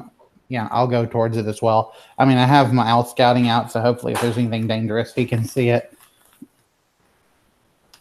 Yeah, as a party, inform the river party members, and you all make it to this. Sure enough, it's a path through here. It doesn't seem to be well traveled as far as daily or anything, but there's a path, and it's you would all know without even having to think for just a moment. But this path is probably wide enough that it appears to be some kind of wooden cart or wooden wagon path that goes through here. God has blessed us today. He's even given us roads. Well, that's interesting. Don't you think? Do they seem to be coming or going, or can we tell? I mean, it's a complete road system. I mean, not a road system, but a complete trail system. Let me see, it's going to be traveling pretty much southeast to northwest is how it's traveling. I mean, but you can see the tracks of where this trail is going that way, goes on and on. Do we see wagon tracks on it? Yeah, I mean, it's wide enough that you could tell, but that's probably what come through here, some type of wagon or cart or something. It looks as though the savages have wagons. I would like to look around. Do I see any like a signpost or anything like that around that would indicate like a direction or something? Or nope, nothing like that at all. Okay. Should we follow this road? I mean, we were out to get crab, but we found this, and I mean, this would. I would definitely wouldn't mind traveling this road if you didn't. More we discover about this strange new land, the better. I'd say we follow the road. I think so too. I think God is with us. And on a new parchment, I will start mapping this out. Yep, and the area you're in, do you want to go back towards the northwest or go southeast from where you found this road?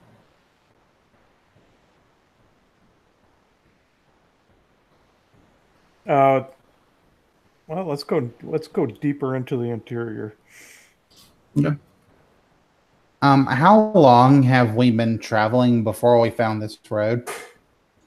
You had been gone for roughly, we're going to say, an hour and a half.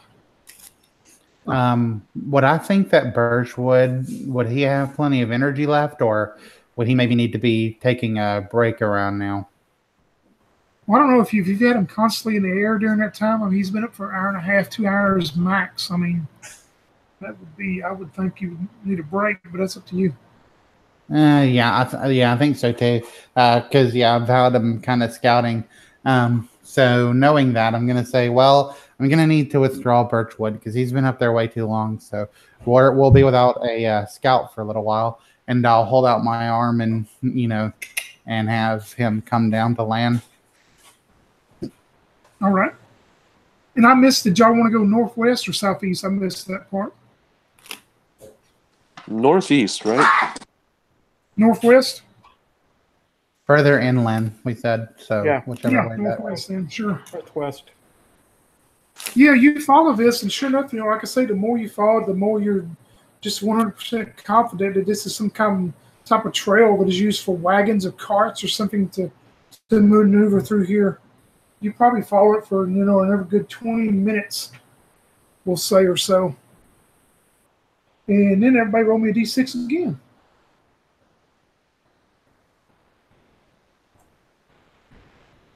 Four.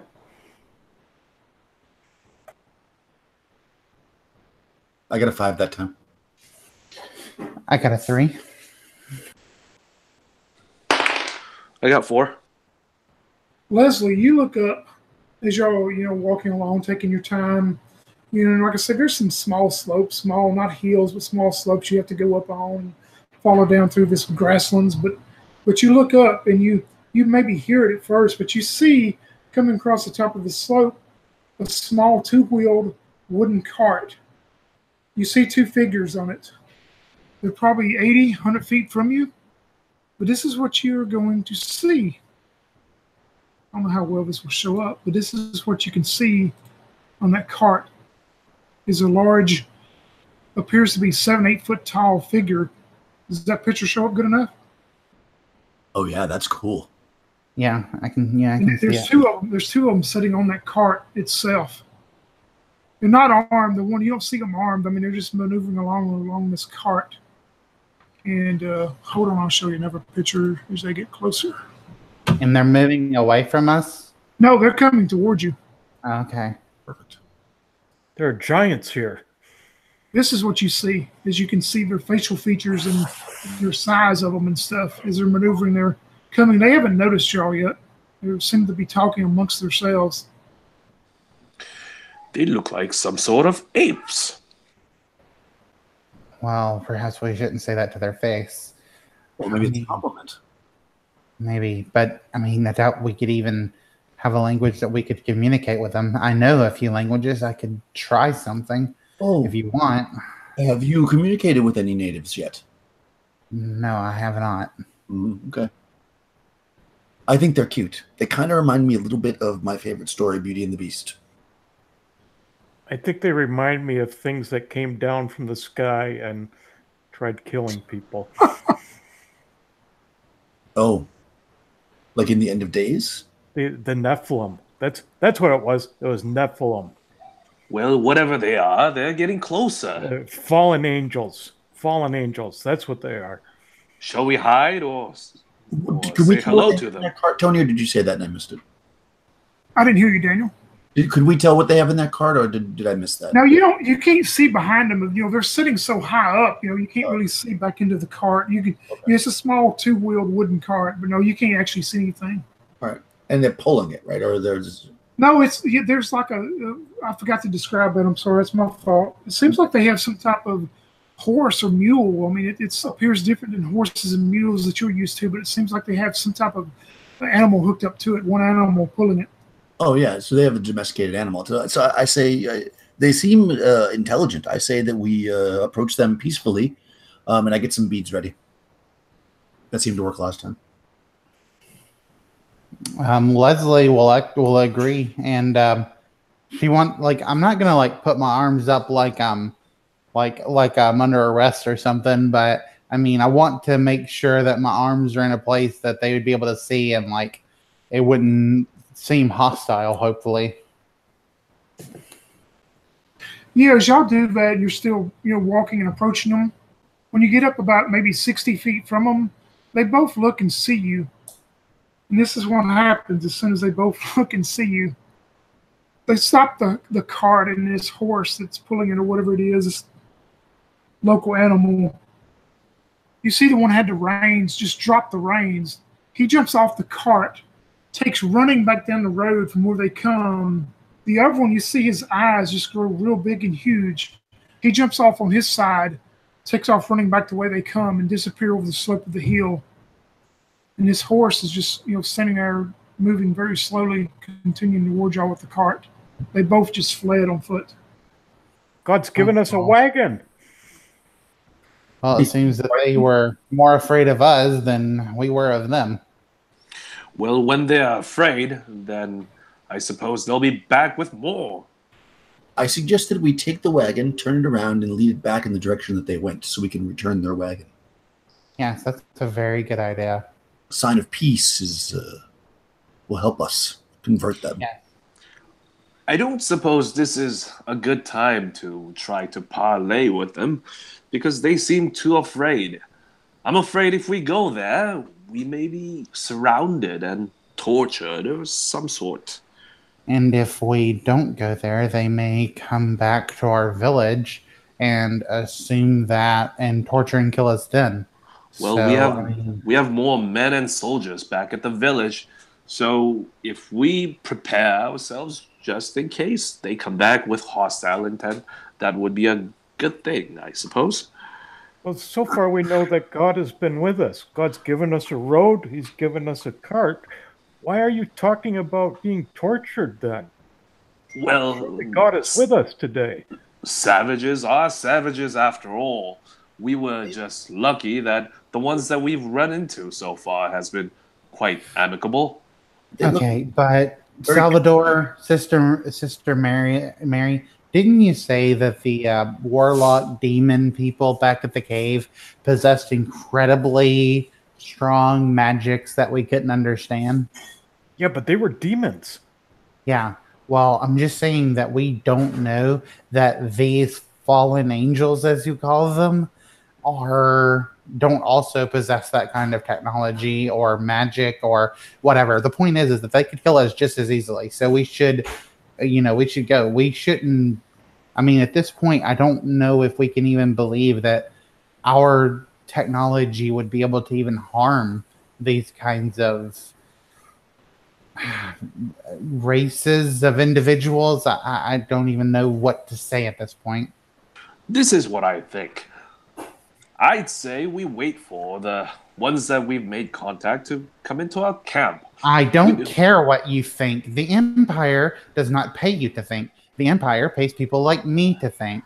And I think that we should turn the card around, as Sister Mary suggested originally, and go back to where it came from.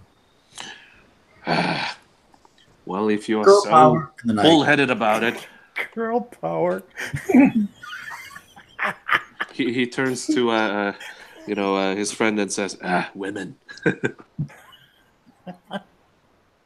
He said, well, God is with us. I say we go with them. All right. Yeah, he curmudgeonly agrees. This has been a good day. No one has gotten hurt yet. No one has died. I think this is good. Please stop saying yet. Y'all want to approach the cart and see what? Yeah, I'm gonna approach the cart, and I'll try to give the horses the kind of like typical animal like commands that we would use, and hope that they may understand it, just like and stuff like that, trying to get them to like heel. Yeah, and once you approach, you notice that this is some type of horse. I mean, it's just maybe a different species or anything that you've ever seen in your life. It's a smaller framed horse. That's why maybe some of you may have thought it was some type of mule at first. And it's just sitting there with the reins and everything hooked up to it. Does anybody want to look into the cart itself? Yes, I do. As you walk up there, Sister Mary, you see in the back, you see these round wooden and thatched up. Probably you would think it would be thatched up from some type of grasses or something. These round storage barrels and crates and stuff, and they're just full of all kind of fruits and vegetables and things. But you also notice that there's a longbow back there, this huge longbow that would be taller than any of you that you would think probably belonged to one of those that was in the cart. A longbow and a quiver of arrows. None of y'all could use it, of course. It's too big for y'all. But you see that, and you see a big wooden staff laying back there. But the cart's just full of all these baskets and crates and barrels of fruits and vegetables. Well, it seems to me that they had the means to attack us if they wanted to. So I say we head towards their village. And So maybe they're just good giants and not fallen angels after all. well, there were giants in the world. The Nephilim, as you call them. Maybe they're trying to mend their ways towards God. Leslie, roll me your intellect. Let me know if you pass. Okay. Am I trying to roll over or under? Do a 6. You need a 1 or a 2. Oh, my intellect. Got it. 1. Perfect. You notice, and you would notice, of course, and have the knowledge from dealing with those grasses that you brought back to the deal yesterday on day 10. You start seeing, like I described, some of those crates and stuff, what they're made out of, and it appears that it's a bunch of that dried tall grass that has been prepared and weaved into these baskets and stuff. You recognize it for sure. Interesting. This seems to be some of that grass. You see right here, like this strand, like I'm going to take a scalpel and kind of like if there's a strand that's kind of off, I'll just kind of like use my scalpel to like take it off. Yep. And I'll just be like, this is definitely some of that grass, but it's like it's been dried and almost like, I don't know, leather maybe? Salvador, have you ever seen anything like this? No, but the warlock did say something about the grass cutters trading with other people.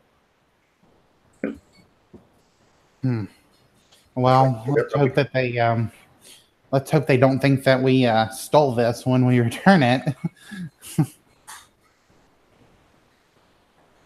I said I'm thinking the best at this morning. I mean, so far we have had a blessed day. I will continue to be blessed. I think so. I say we take it and bring it back. I mean, I can't imagine. It doesn't look, if we're bringing it back to them, they're not going to think we stole it. Yeah. None. We don't steal. So have I been able to like get these horse creatures under control? Yeah, it's one horse that's hooked up to it. Yeah, it hasn't caused any kind of distress to you at all. Nice. Okay. So yeah, I'll climb up on the wagon then, and I'll try to get this animal like turned around. Like, I kind of know how the bracers and stuff where I live work, I would assume. So I'll try to do some of the same pulls and commands and see if it controls it the same way. Yeah, you're able to get it turned around, and you could tell maybe three of you could actually, they were so huge that only two of them could sit up on the wooden plank there on the front of it. But you notice maybe three of y'all could actually sit on the front of this, and one of you in the back with the vegetables if you wanted to all four ride on the cart. I'm actually walk in front. All right. Do the rest of you three want to mount up and head that way on the cart? Sure. Yeah, Father's gonna climb up in the back and ride it, and he's gonna grumble. It's like, I still say we should have left it all alone. The time it takes for you to get the cart turned around and investigate it like you did, you get going back around. Are you going to take the horse in just a normal trot, or you want to try to speed it up a little bit to try to catch these two? Well, I mean, I don't really know how fast these animals can travel. Like, I mean, even if they seem like smaller horses, I don't really want to push them too much. Plus, Sister Mary is walking in front of me, and I don't want to leave her behind. So I'm going to say, just go at like a gentle trot so that, maybe I can keep the health of these animals in check. Sounds good.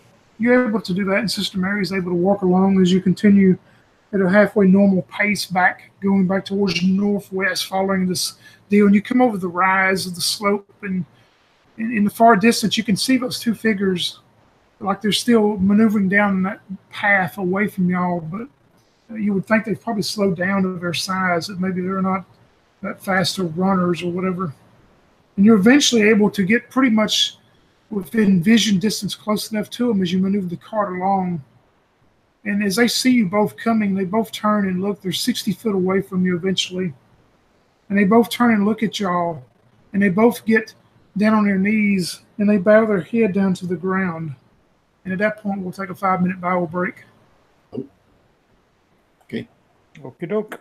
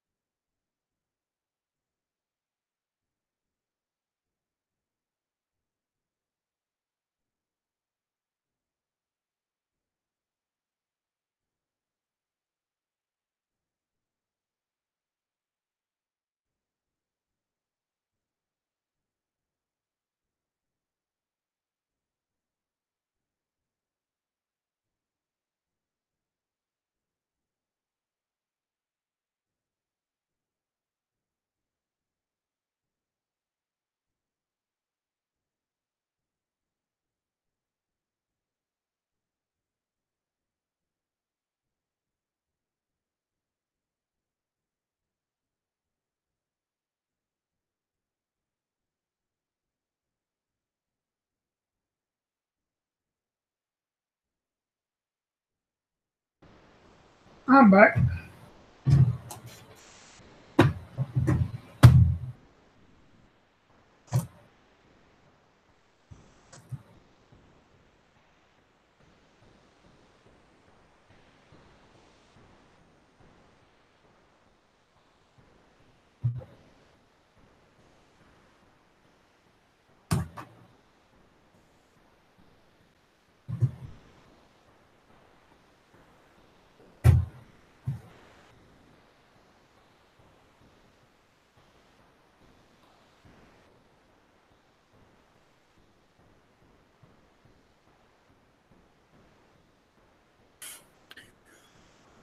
I'm back.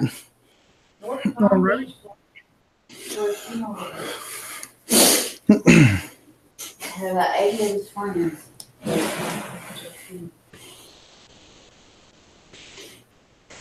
Wow.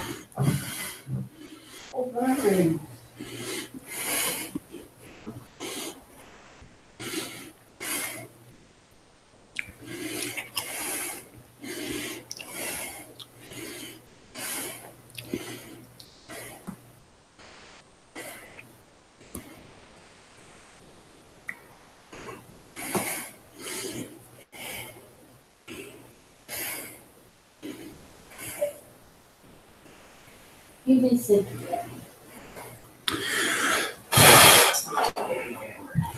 Oh, I realized I was muted. You did sit.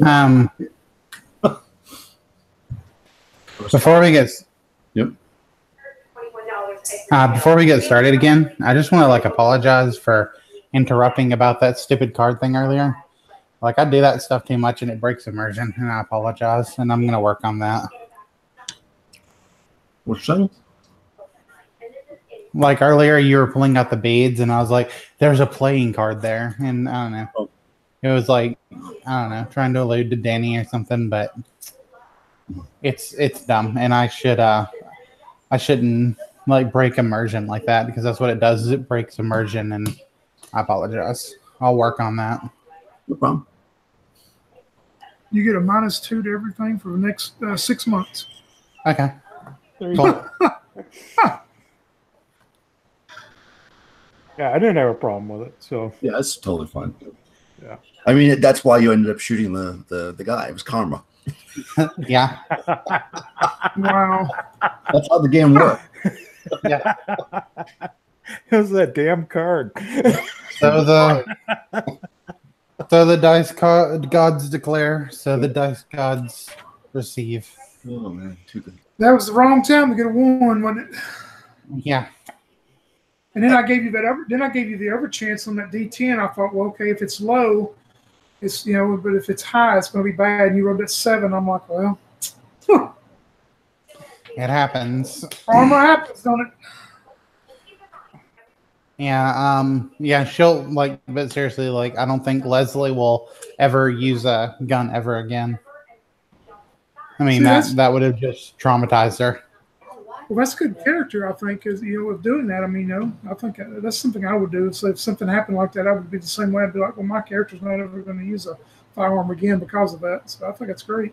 Yeah. Yeah. And it was good too because it happened like the first time you did it, so it like really works well with like maybe she wasn't using it before, and that was like her first time, and it's like, oh no, now I'm definitely not going to use it. Yeah. Yeah. Or like maybe she had practiced with it, but then it's like, oh, and now I'm in this situation and I didn't do good with it like I thought I would or whatever. Like that was kind of what I was thinking. Like maybe I've shot at like some straw targets or whatever, but then it was like actually heat of the moment and everything. It's like, okay, so I just can't do this with the heat of the moment kind of stuff. I'm not a warrior. I'm a doctor. Yep. Well, I think you have a lot of soldiers do that too. A lot of reports of soldiers just firing over people's heads. Yeah. Every once in a while, they just shoot arrows into people's backs. Yeah. Oh, by the way, this must have been what Alex was talking about. He was talking about last night. There was a game where someone had an infinite burning candle. Yeah, it must have been Danny in this game. That's what I was thinking. That's why I told him. I said, that's our other game. He's like, no, no. So I don't know. That's the only thing I could think of too. So I thought it was this one. Yeah, Yeah, I think it might have been. that's why I said you got to write down your character sheet, because sometimes I give out random stuff that I make up on the spot, and I don't remember what it is. If you don't, Yeah. Yeah, I mean, it's Yeah. it's like this stuff I'm giving y'all in this game. Write it down. If you have to ask me later exactly what it does, yeah, I've got it. But don't ask me later. What was that you gave me? I didn't give you anything. I don't mind coming back and telling you what it does or doesn't do, but make sure you put it down and keep up with it. If I drop those herbs off, do I still have them right now, or did I just? Well, no, like, make you would have a gave her small just sample? just enough to test or whatever. I mean, that's just like the oil stuff that Mary gave them. It's not enough to affect anything. Okay, I just want to make sure. Jan, are you back? He's probably kid corralling. Yeah. Probably. Yeah. I'm gonna watch this. I found it Friday. I couldn't find it. So did anybody expect to see hopefully a peaceful bugbear before? yeah, no, they seem good so far. Yeah. We don't know what we're running into. Yeah, I was going to say maybe it'll be peaceful. Why not? It's just a running trap. Honestly, so far the things that we've run into that have seemed intelligent have all been pretty peaceful. Well, with Sister Mary. I think in the first session that I wasn't here, they got attacked by something that shot needles at them or whatever. But everything that we've seen that's attacked us has been like a monster, not like an intelligent thing. So, Yeah. That is true.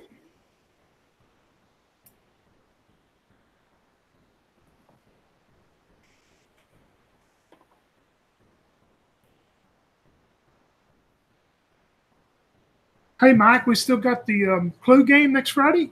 Yep. I'm still planning on it. You're going to send us the character sheets, I guess, this week? Yes, I will. All right.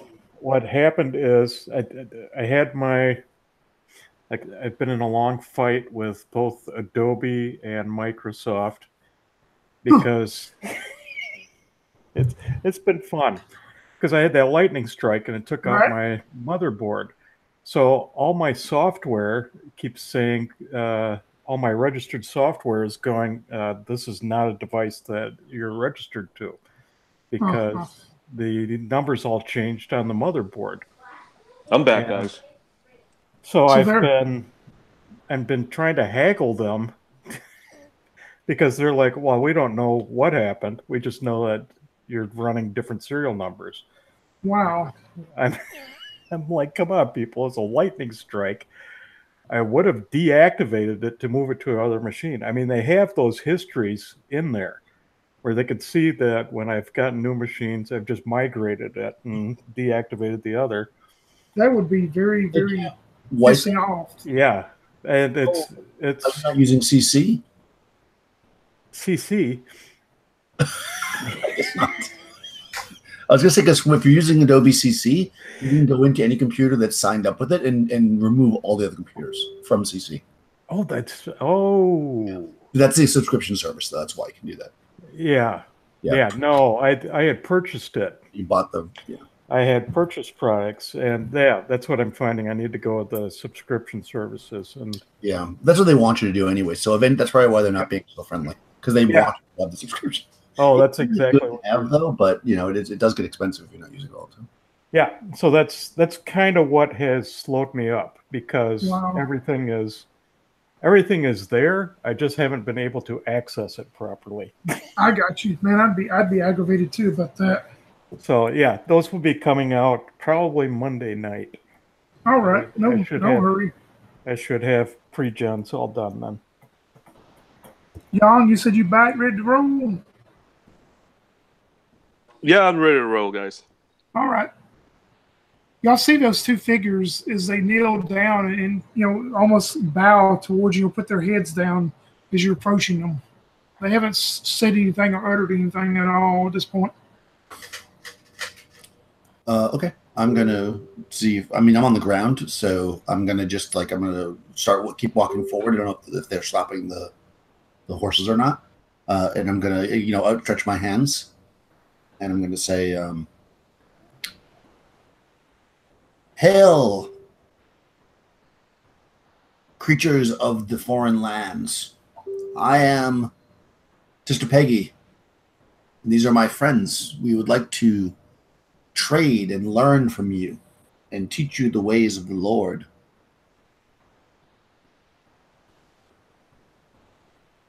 As you yell out, or not yell out, but as you speak out to them, they both raise their head up at you, and then they both look at each other, and you can see just a puzzlement come across their face, and they look back towards you, and they're both holding their hands out, in a very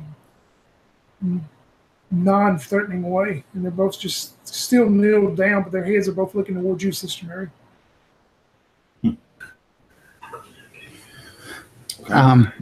Leslie will stop the cart, and she's going to hop down, and she's just gonna start trying to say basically greetings in a few different languages, basically hello, my name is Leslie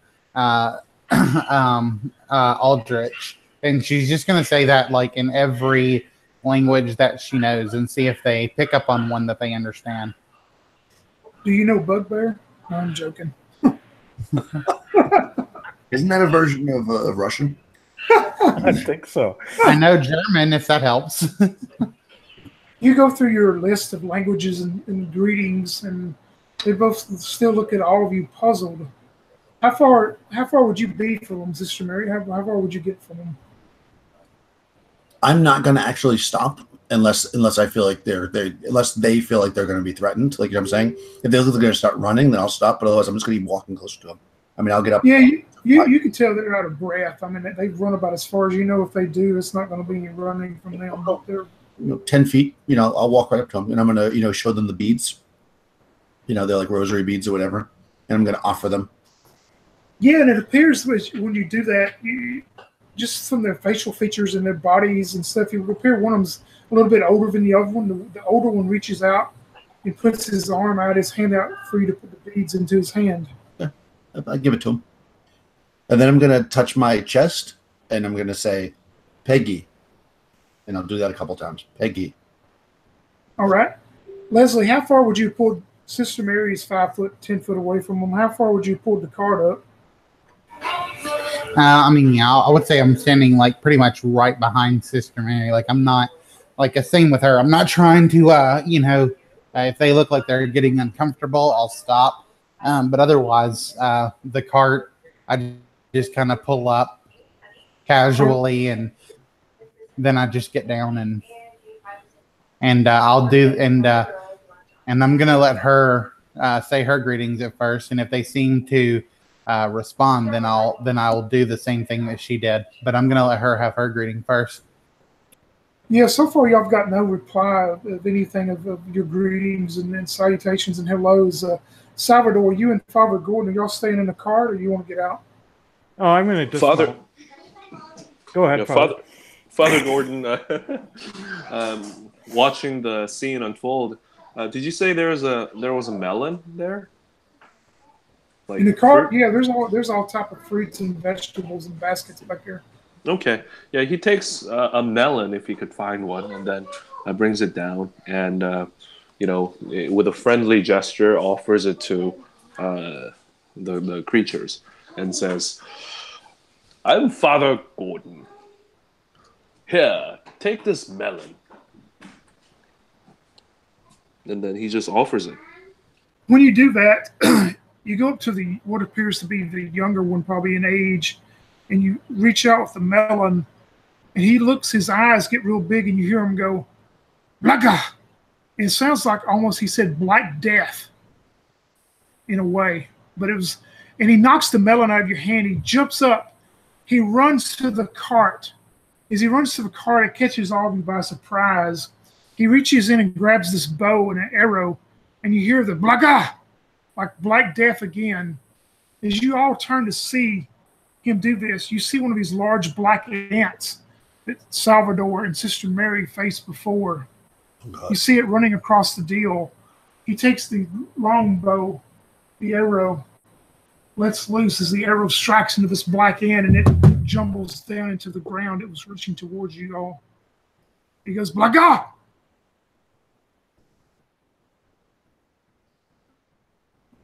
Okay. Yeah, I'm gonna sit around, and there's only one ant. Yeah, and you see the arrow struck true as it falls into the ground, and seems like it's skittering, trying to get back up. Oh, okay. How far away is it? It's roughly 60 feet. Okay, so it's too far. All right, so and he didn't run up to it because he used a bow, right? So I'm gonna. He grabbed that bow that was in the back of the cart. So I've got my musket, over my shoulder. I'm gonna flip it forward, and I'm gonna shoot the thing if I can. Shoot the ant, okay? Yeah, the ant, obviously. Not the guy. I'm not Crystal. Hey, let's hope you don't know. All right, hold on. Okay, so 16 plus. I don't think I have any pluses. I have no pluses. 16 on the die. Yep, you hit the ant. But roll a D10 first. Make sure it don't misfire. 9.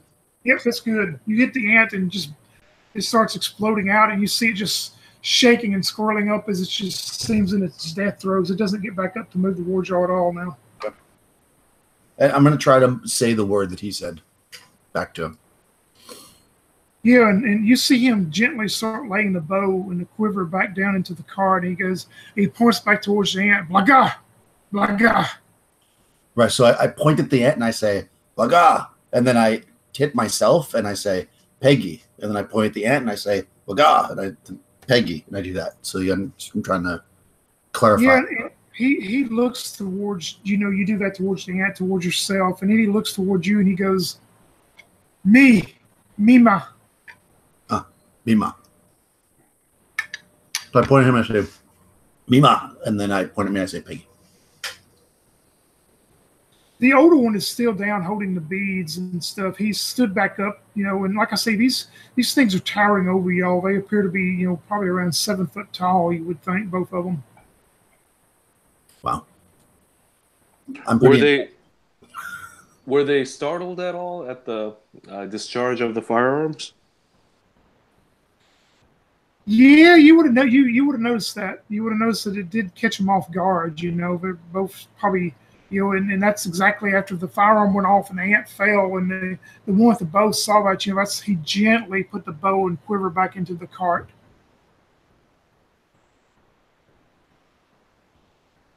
I told you it was a good day. See, now they're helping us. Gordon nods. He is gonna go up to Mina, and she's gonna put her hand on her chest and. Leslie. Me no.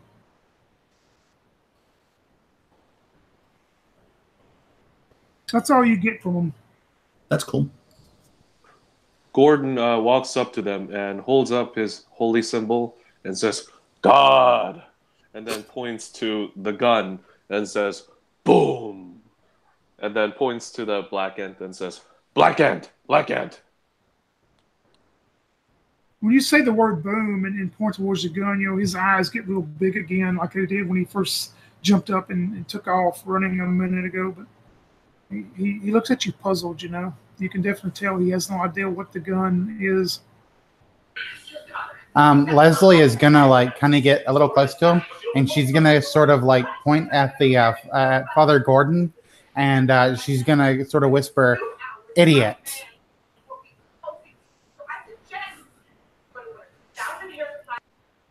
Nice. Father Gordon hears that and mumbles to himself, if she were to get shot, then I'm not gonna heal her.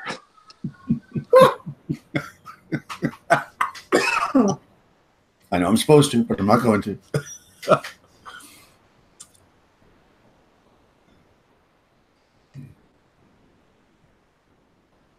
The older one that has stood up, he walks up to you, Sister Mary, and he starts unwrapping seems to be some type of parchment or something. And if you look at it, it seems to be like some type of very crudely drawn map. And you can see probably what you would think would be the trail that you're on now, the wagon trail. And, it appears like, it's by scale, it's way off, of course, but you see a couple X's at each end of the deal. And he points towards the X, continuing back towards the northwest of the way you've been traveling. And he goes, Ville, Ville. Okay. So I nod. So can I see on his map roughly where we are? Like where we're camped, or where the grasses are? It would be hard to, because I mean it's so much off scale. I mean, it looks more like a child's drawing. I mean, but you may get a general idea. I'll point just kind of in the general direction, and I'll of where. I mean, I'm sure it's not going to be super accurate, but I'm going to say I'm going to tap myself and say the same word that he did, and then I'm also going to say, is there grass on the ground here, or are we in the what's the ground like? Yeah, it's still the grasslands and the plains. Okay. Yeah, so I'm going to point at the grass, and then I'm put my hand on it, and then I'm going to raise my hand up high, make a commotion up, and I'm going to say, and I'm going to point at it, and then I'm going to tap in on my chest, and I'm going to say, and then point in that direction. Yeah, he looks at you with a sign of recognition, and when you do that, he walks over to these grass-made crates and stuff, and he points at them. Mm-hmm. Did that. Yeah. So I nod, and I show that I understand that we're working here. We got it. Father Gordon turns to Sister Peggy and says, "What is going on here? I am completely lost. If you could explain to me what is happening." You must feel that way all the time. And then he just shoots her a nasty look at Leslie. I say, well, in my parents' fishmonger business, we dealt a lot with people from the islands and that didn't speak our tongue. So sometimes you have to illustrate what you're talking about to learn words. So what are they saying then? He showed us where his village is, and I told him where we were, so that we have an idea of that we are neighbors. I think we should go to their village, I say questioningly, with looking at eyeballing the rest of the party. I believe that maybe he's looking for the grass. Maybe these are the grass cutters that were supposed to be coming by. I mean, he's pointing to that crate, and it's made out of that grass, right? Well, no, I know. He was pointing to that because he was confirming that I was saying that we were by the grass. Oh. No, I think they are going to go there though. They're probably trading. Okay. Do we still have that? Do I still have that strand of grass that I took earlier off of that cart, or that was just loose or whatever? The one that you cut off the crate in the cart? Yeah. Yeah, I guess you'd still have it. Okay, I'm gonna take that out, and I'm gonna hold it up, and I kind of want to show it to him. Just I'm trying to see kind of get a gesture if he want I'm gonna offer it to him, and maybe he'll offer me some kind of gems or coins or something like that if he's trying to trade for money. You know what I'm saying? Pull it off of his cart. You're gonna try to sell it to him. Well, no, I'm not trying to sell it to him. I'm trying to establish some kind of communication. I'm trying to kind of give it to him as I'm giving this to you. I'm trying to I'm not trying to if he were to pull out coins, I wouldn't take them, of course.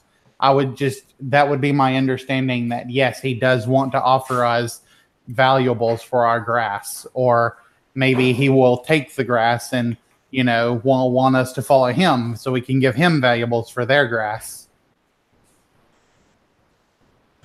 Yeah, when you do that, he reaches out and takes it, and he walks back to the back of the cart, and you see him laid in the back of the cart, and he picks up this yellow looking what appears to be an apple and hands you this yellow apple.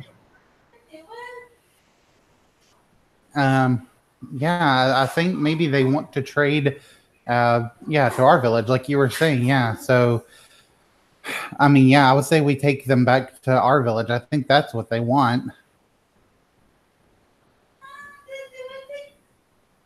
Or maybe no, because he gave me the apple for the grass, right?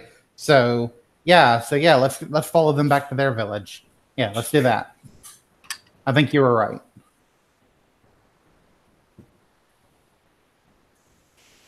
And then I'll hand the guy back his fruit so that, I'm not like taking it from him for nothing. When you give it back to him, he takes it back and he puts it back in the crate and he brings you back this piece of grass straw. Yeah, I think that they want to. Yeah, so let's go with what your idea, Sister Mary. Let's try to follow them back to their village. And then maybe at some point we can take the cart back to our village. Or, with them, of course. Yeah, so I'm going to, show him on his map his village, and I'm going to point.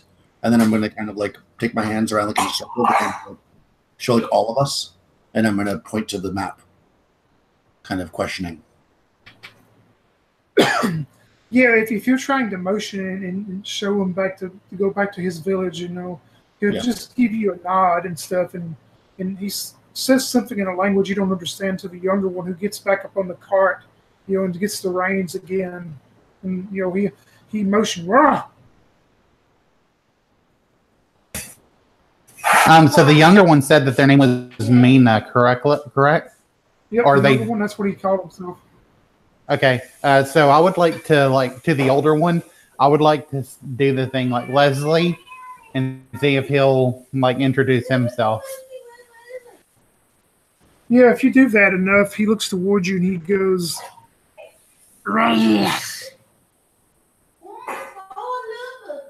which you cannot make out really. It's a long sounding R sound. It seems to be in a language that he doesn't get across to you. Even with my multitude of languages, I've never quite heard a sound that way. That's going to be hard to replicate. That's what I'm going to say to the others. Father nods and says, "Uh-huh." He points at her and says, "Leslie."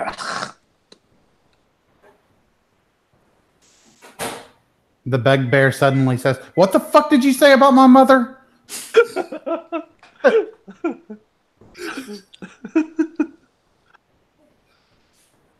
Man.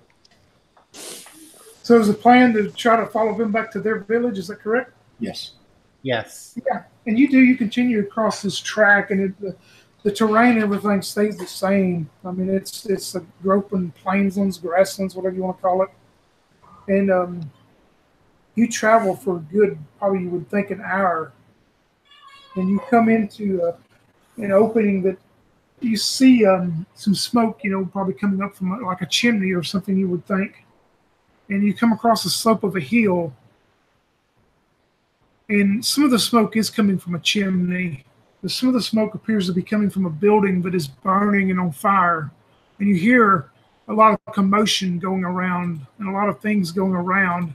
And you look out into the area of the field close to some of these wooden huts that are up, and you see these 7-foot figures running back and forth, some of them with sticks, some of them look like shovels, hoes, and things. But you see this in the hill close to the building and stuff. It's coming out of the ground and moving and trying to grasp some of these creatures. Y'all are probably 80 foot from it. What is that creature over there? I was going to say, so hopefully it's okay, that because I didn't reload my gun right away because I didn't want them to see me do it, but since it took us an hour to walk back, is it okay to say I loaded it as I walk back? Yep, that works for me. Okay. Then I'm going to shoot if I can shoot with 80 feet, or I'll move forward and shoot, as long as there's nobody between me and... Let's see. I got a musket. You got the rifle, yeah. So it's 60 foot, so you can shoot, but you're going to take a -4 to hit. No, I'll move forward then. How do to the 60-foot range? How do the wagon people react to this thing? Like, do they react as worried, or?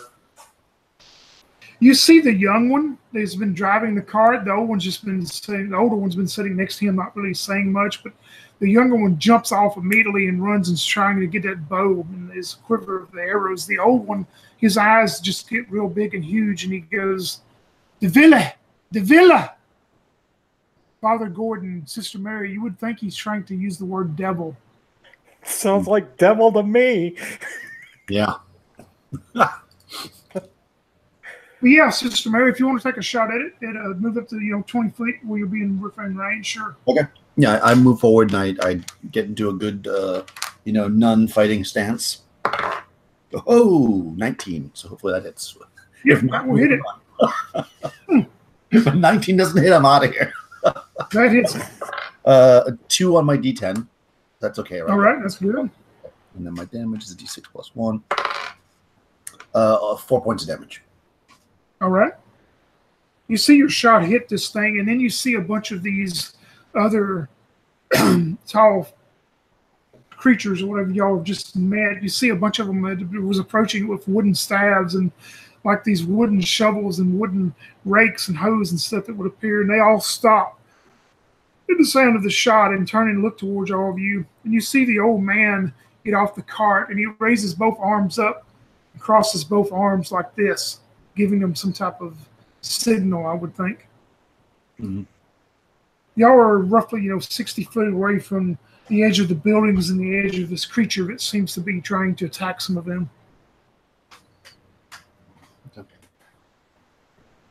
Do we need to roll an initiative or? Yeah, if you want to proceed and get involved into the fight with this creature, you definitely will need to start rolling initiative. I'm definitely getting involved. Leslie got on the cart's doing. She's gonna raise her arms up and cross her arms in the air like what he's doing. She hopes that will indicate some kind of peaceful resolution of something. Yeah, you get no one that gets any reaction on further into the village. It notices you. I mean, they probably see it, but you get no reaction from it. Salvador draws his sword and his pistol and charges into combat. All right, roll. Everybody just roll initiative for me. I'll go down the line. Mike, you're up. What did you roll? D12? 3. And in fact, you can all have a -2. So Mike, that'll bump you up to a 1. So everybody roll D12, and you can have a -2 to your roll. Gordon got 12. So 10 then? Yeah. All right. What did Sister Mary get?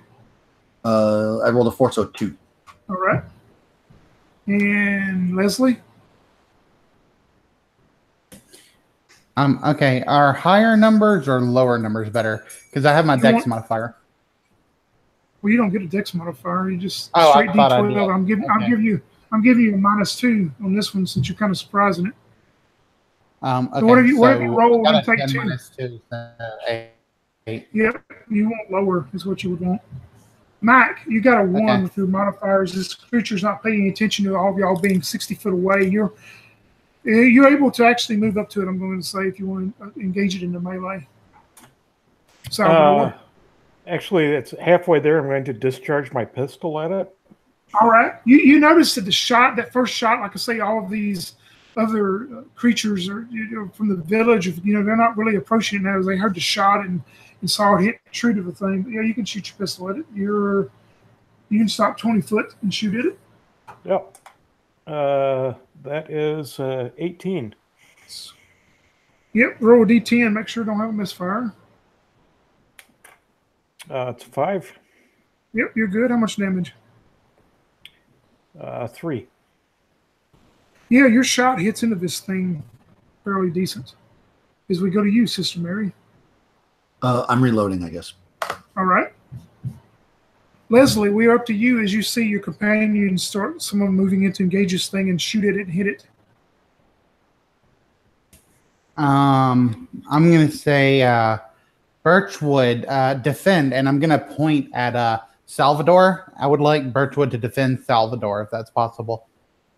Yeah, unless Salvador, did you bring an animal companion with you? No, I left my rat terrier behind. Okay. Yeah, I'm going to say you can send it and help Salvador set up his AC up to 1. I mean, by 1 point. So you're at 16 then. Anything else you want to do, Leslie? How far away or is this point? If you haven't moved up yet, you're 60 foot from it. I don't want to move up to it, but I want to stay within 40 feet of the party in case, or I want to stay within my movement speed to the party in case they need medical help. So I could go up. So like, if I need to move up at all, I'm just going to stay like 30 or 40 feet away from like whoever is furthest away from the thing. Yeah, Salvador moved up, is up 20 foot from it. So you're 40 foot from him. So if you want to move up another 20 and be within 20 foot of him. Yeah, that'll be fine. All right. Father Gordon, what would you like to do? He finally pulls out his musket, levels it, and fires. Are you going to move up enough? You're going to move the 60-foot range, okay? Yeah, and he shoots and gets 16. Yep, 16. Roll D10. Make sure you don't get a misfire.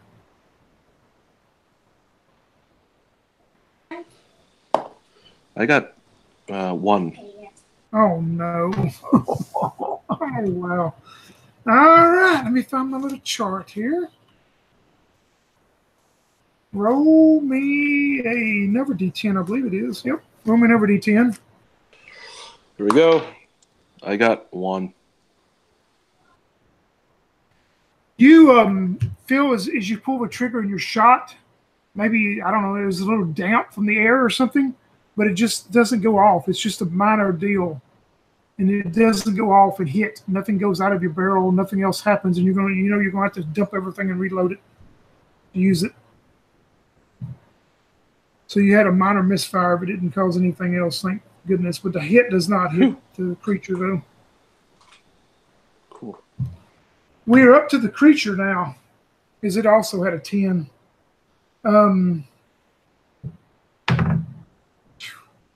It turns and it looks towards you, being 20 foot away from it, Salvador. Some of the creatures are probably 20 foot away from it and stuff, but it hears and heard the shot come from your way as it looks towards you, and it starts skittering up towards you.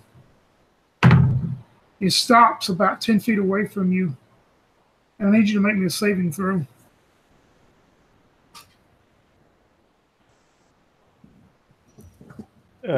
Missed that by 11. Oh. Yes. Okay, let me get all these dice here. I need.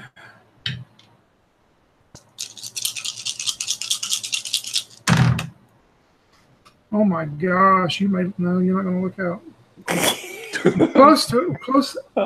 It does 4d6 damage. I rolled 3 1s and a 6. Oh, wow. So you take 9 points of damage as this mouth opens and this acid jet just sprays out and sprays acid all over you. Yes. So that will put you at -2, I believe. Is that right? Yes. All right, make me a save at -2. That I missed by 1. Oh, man. You are unconscious right now, and we'll figure out what transpires here in just a moment. It's a good day to die. You said it was a good day. It's a good day to die. All right, we're up to the next round. Oh, man. Salvador, you are down unconscious. Sister Mary, what did you roll? 5. Father Gordon?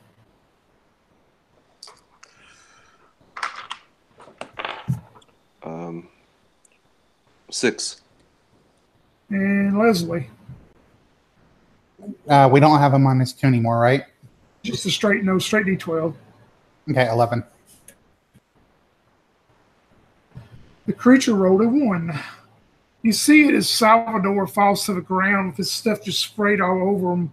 You see the creature, and he is going to... Oh, this time it turns and runs towards one of them, ever closer, and none of y'all are really that close besides Leslie is probably 40 foot, 30 foot from it now. But it turns and starts moving towards one of the villagers. As it does, it runs up and tries to bite one of them, and it rolled a natural 1 on its attack. So this villager, being 7 foot tall, somehow gets out of the way and moves out of the way. Sister Mary, you see Salvador laying on the ground, unconscious, not moving, but you see this creature turn around away from the rest of y'all and go towards the villagers. as you're up next. Oh, okay, I'm going to.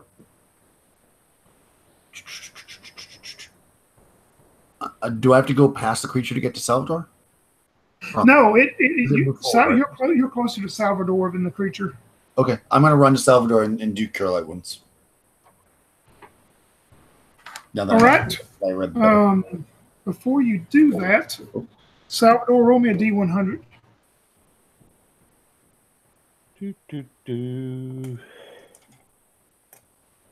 That is a 60. A 60. Let me see if I can read the small print. Whew, this will actually work good for what happened to you.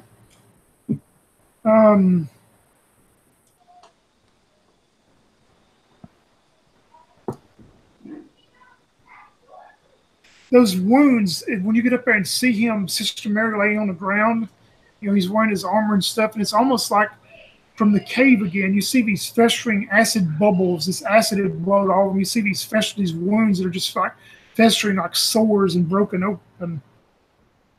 And I will explain the rest of what happens to you later, Salvador, but that's all you need to know for now, is you're able to cast Cure Light Wounds, but you see all these sores and acid festering on them. He's not dead, though, right? Nope. Okay, so if he's not dead, though, yes. I don't want to waste it. So how much HP you get? 4. It's D6 plus 1, so 3 plus 1 is 4. All right. I'll say, the Lord compels you, and I hit him in the chest. Yeah, and acid splatters everywhere. God. Father Gordon, you see Sister Mary run up and revive Salvador with the prayers of her deity, and it's up to you now. I'm back to 2 again. That's my favorite number. He reloads. I thought you healed her for him for 4, wasn't it? Yeah, but I was at -2, wasn't I? Oh, it starts out at 0, so you'll be at 4. Back to 4? Yeah, I had bases. Even though you were at -2, it bases starting out at 0, so you're back to 4. Excellent. Gordon, you're reloading, okay? How about Leslie?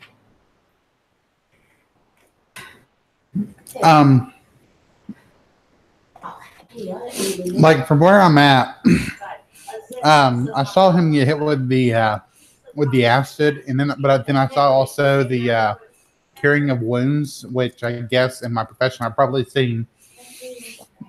So would it do me any good to like go check on him at this point? Like, would I know?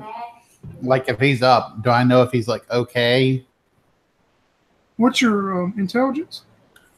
17, I believe. Yeah, 17. I'll tell you what, roll your intellect, and you got a 3 out of 6, and then I'll tell you what you know. Okay. 1. Perfect. You know that from your studies of medicine, you know also that sometimes things happen to people from priests that has nothing to do with medicine, that I don't know what your beliefs will be on it, that's up to you, but sometimes things happen, that there's powers besides medicine that can help people. So Salvador appears to be okay. Okay. With that, I'll just be like, oh, thank God. And and I'll just sort of stay back for now. And, if someone else goes down, then I'll rush in to provide medical. But if there's nothing I can do at this moment, then I'm just going to stay back and I'll give Birchwood the order to defend Salvador again as well. All right. You see some of the villagers who rolled a 12. You see some of them approach this thing with their wooden farm implement and try to hit it. Wow, they both are going to hit it. Y'all soldiers may have to take some hints from these villagers. You see them take some more chunks out of this thing as stuff starts pouring out of it, and you can maybe see some blood and stuff, but you also maybe see some of the acid running out of its body. And we'll go up to the next round. Salvador, you're back in the battle if you want to be. Oh, yeah. All right, what'd you get? A 1. That's good. How about Sister Mary? 4. Father? 2. All right. Leslie, did you get a 3? Do I have to be in like an initiative? Because like the only thing I'm ever going to do is pretty much tell my owl to defend. Like for now, Salvador, since he's the frontline fighter. Yeah, but you need to be in it in case you want to do something on your turn. All right, I roll the 6. All right. Sorry to mess up the chart. Salvador, you got a 1, so lead us out. I charge at it and hack at it with my sword. All right. That is a 4. You're still trying to get your senses together as you miss this thing, and you see a couple of those villagers, with their eyes real big towards you and it as they see that you're helping them. Father Gordon. Is it near the cart? No, this creature, no, it's in the village. You're roughly, if you didn't move up any, you're 60 foot from it, 80 foot at the most. Okay. Yeah, he levels his musket and shoots at it again. And I got 2. You rolled a nat 2? Yeah. Oh, roll me a d10. 8. Roll me another d10. 10. You're lucky because I picked low that time. Your shot, you see it knock off some of the thatch of one of the roofs just above where Salvador and them were standing and fighting this creature, one of the huts. Sister Mary. So I'm shooting my musket, and I had the most unusual roll here. I rolled a d20 to see if I hit, and I rolled a 20. On that 20? Doing that 20, I rolled a d10 to see if my gun misfired, and I rolled a 10. And I also rolled my damage at the same time on a d6, which was a 6. So I rolled 3 dice, all maximum. All right, on the nat 20, roll me another d10 for that 20. Let's see what this d10 does. Now it'll be a 1. God's with us. 7 that time. All right. Something, you can describe it as probably going to be prayers and miracles that allows you to do this. Something happens that allows you to make another extra attack if you want to. You can actually use your musket if you want to. That's up to you. That can be some prayer or divine intervention, I guess. Somehow there's 2 bullets loaded. Okay, cool. So I did the first attack, did 7 points of damage, and I rolled 15 on the second attack. A 15. You see the creature move at the last second as it just barely misses it. Okay. It was divine, but not that divine. Yep. It was divine to get the shot off, but it was not divine. You waited just a moment too late, hair too late. Leslie, you don't want to do anything? I see Salvador fighting up close, so I'll ask Birchwood to defend him. But right. Me myself, I'm gonna keep back unless someone needs medical assistance. All right. The creature rolled 11. It's going to turn and stay on towards the villagers, Salvador. It doesn't come after you. It changes and attacks towards some of the villagers. Wow, it's going to miss them again. The villagers also had an 11. A couple of them turn towards it. Ooh, they're both going to hit again. You see this thing start falling to the ground and trying to get us back up with these claws or these legs that it has, and it starts moving back up, and you just see the blood and everything running out of it. You would know that it's probably on its last leg as we go to the next round. And what did you get, Salvador? 10. All right, Sister Mary.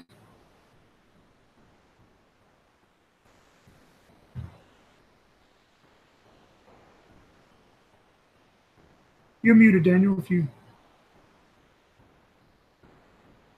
No, I got a 1, which, normally would be a good thing, except I'm reloading this round. All right. Unless something happens, I don't reload. What about Father Gordon? You got 4. And Leslie? 12. Mary, you're up 1, so you're reloading? Yes. Divine intervention didn't help you this time, unfortunately. Father Gordon. He tosses the musket to Leslie and says, "Help me reload this for me." And then he pulls up his crossbow, the light crossbow, and attacks it with it. All right. And he gets 9. Yeah, you see a bolt shoot by and go into one of the huts there. The creature is up next on a 5. It is going to Salvador, even though these 2 villagers are on there helping you, for some reason it turns back towards and sees you as a threat. And it rolled a 7, so it is going to miss you as it turns and tries to bite you. And speaking of that, Salvador, do you want to try to hopefully finish this thing off? Yeah. I smack it with 18. Yeah, it hits. That's for 5 points of damage. You had 1 left, so help me how you finish it. Nice. I go running in there, and I actually just kind of run up along the side of its thorax, just sort of gutting it like a fish. And you do that as you're able to get out of the way of the acid that's pouring out right now. You hear a bunch of the villagers around you as they run up towards you, Salvador, and a bunch of them reach and grab and hug you, and they go, the valley, pointing at that thing. And I'm like, yeah, the devil. When Father Gordon, when he tosses this gun at Leslie, like she kind of catches it, just kind of like out of instinct, but she instantly like drops it, like she's afraid of it, and she's just gonna run off towards Salvador. All right. And the creature appears to be dead. It's not moving.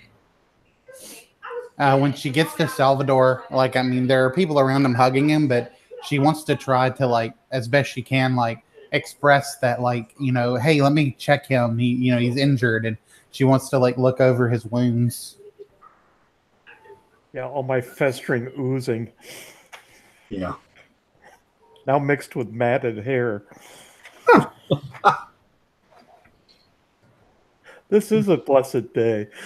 Looking good. There may not be anything I can do for him, like game mechanic wise, but at least for flavor, I want to like get some bandages and like try to like, maybe, get a scalpel and like cut these wounds and stuff, like very lightly to get any kind of like of this acid or whatever out. The naked again? No, this acid actually did not burn his armor off of him this time. It just, there's some splotches and things on it, but no, his armor seems to be pretty intact. Actually, we could also patch him up the old-fashioned way, right? Well, do you want? How many HP are you down, Salvador? Down 3. Yeah, the doc. Do you want to use your medicine and try to patch him up some more? Yes. Let me look at the rolls for that again. I think it's the first thing you got to do is roll. You have a 3 and 6 chance first. All right. So first, I roll my intellect roll. I rolled a 5. Yep, you're not able to help him at all. Whatever you're doing. But I don't hurt him, right? Nope, you don't hurt him. But you're not able to help restore anything. Okay. Well, for flavor, can I say that like I still kind of bandage him? I'm just not able to. Yeah. I was going to say you're able to bandage him and stuff, but you just don't seem like it's helping him to get HP back. Yeah. Yeah. I'm gonna say. It looks like these medications aren't really working. I'm gonna have to do research on like what this stuff is and everything, but. Maybe this will help you at least from getting an infection. Maybe hopefully it won't get any worse. No, we just need to amputate. That way the infection won't spread. No. There's no need to amputate. No, I mean, like, I'm getting whatever is out of your wounds, and I'm thinking these are actually might just be infections already starting. So. Well, you are the physician. You're not going to need to lose a limb today, soldier. Maybe someone should go get the warlock. Yeah, maybe we should. After I patch him up, for like future note, like maybe this will be the next scene or whatever. I want to go to this insect thing and take like one of my glass jars, and I want to try to collect some of this like acid blood from it. All right, roll me d6 first. Okay. And a 5 again. You start putting some of the acid into it's a glass vial. Yeah. And as you do, the glass bursts and the acid gets on you. You'll take 2 points of damage. Okay. So if I have more than 1 HP. Oh, I have 6 points of HP. Nice. Okay. Yeah. So I'll just kind of like and like yeah, don't touch this stuff. Like not even like glass can't hold it. Like I thought acid was supposed to. I thought glass was supposed to counteract acids. Must be some really strong stuff. Yeah, while you're doing that, the old man that was on the cart, you see him speaking in the language to some of the younger villagers, and they start coming up and they're scooping up dirt with these handmade wooden shovels and just putting dirt all on this acid around this creature and stuff. And he looks at it and goes, the village, her. Yeah, I agree. I agree with that. All right. Yes, the devil. Devil. Are there any villagers that seem to be hurt from this creature at all? No, luckily, the creature wasn't able to actively bite any of them or anything. The only body that got hurt was Salvador with his brave camaraderie running up there. Yep. Okay. All right, cool. Okay. So now the question is, do they know this thing was here? You can tell by looking that this creature come out from under the ground because you find an area where like rock and the ground is pushed up and it seems like it's some kind of underground burrow that comes from under the ground. Okay. Does it like collapse behind it when it comes through it, or is there a tunnel there now? There's a tunnel, actually a tunnel. Of course, some is collapsing, but there's still a tunnel. I look at the party. And I say, anybody have a torch? What, you want to go into the devil tunnel? Yeah, let's not mess with that. Well, we do have the priest and the sister here at the same time. Maybe we can storm the gates of hell. Well, while I appreciate that sentiment, weren't the priests here to try to make peace with the villagers? And we've helped them kill this Deville. So,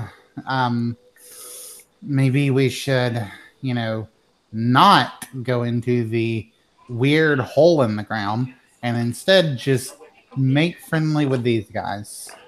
You see Father Gordon standing next to the villagers as they bury this creature, and he's already hoisting up his holy symbol, explaining to and preaching to the folks.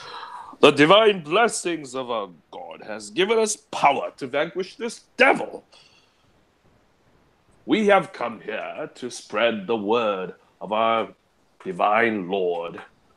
And then he says, I am Father Gordon, and these are my companions, and we are here to help you. Do you think that they can understand you?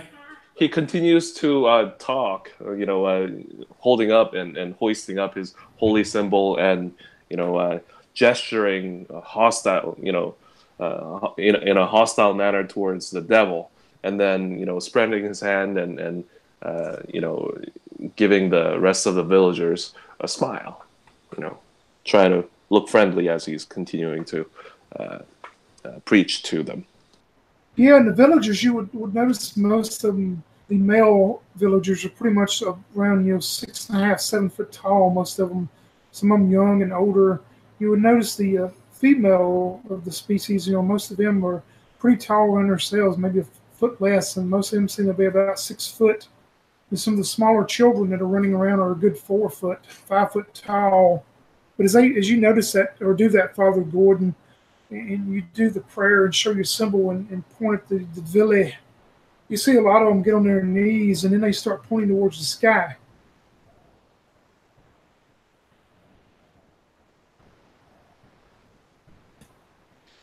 I'm gonna say to Father Gordon, in some cultures, smiling can actually be a sign of aggression. You're showing your teeth. It can be a sign that you want to attack them. So I want to be careful with that. Oh, hush, Leslie. Just leave me be.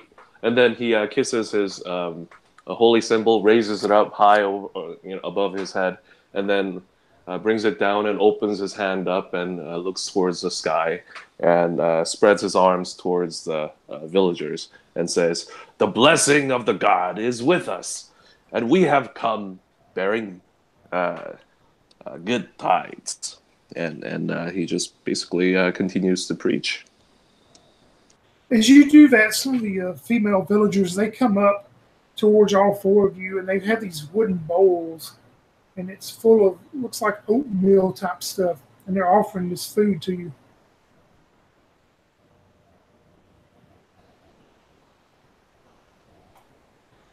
Salvador will dip his hands into it and taste it. When you start eating into it, Salvador, it's real crunchy.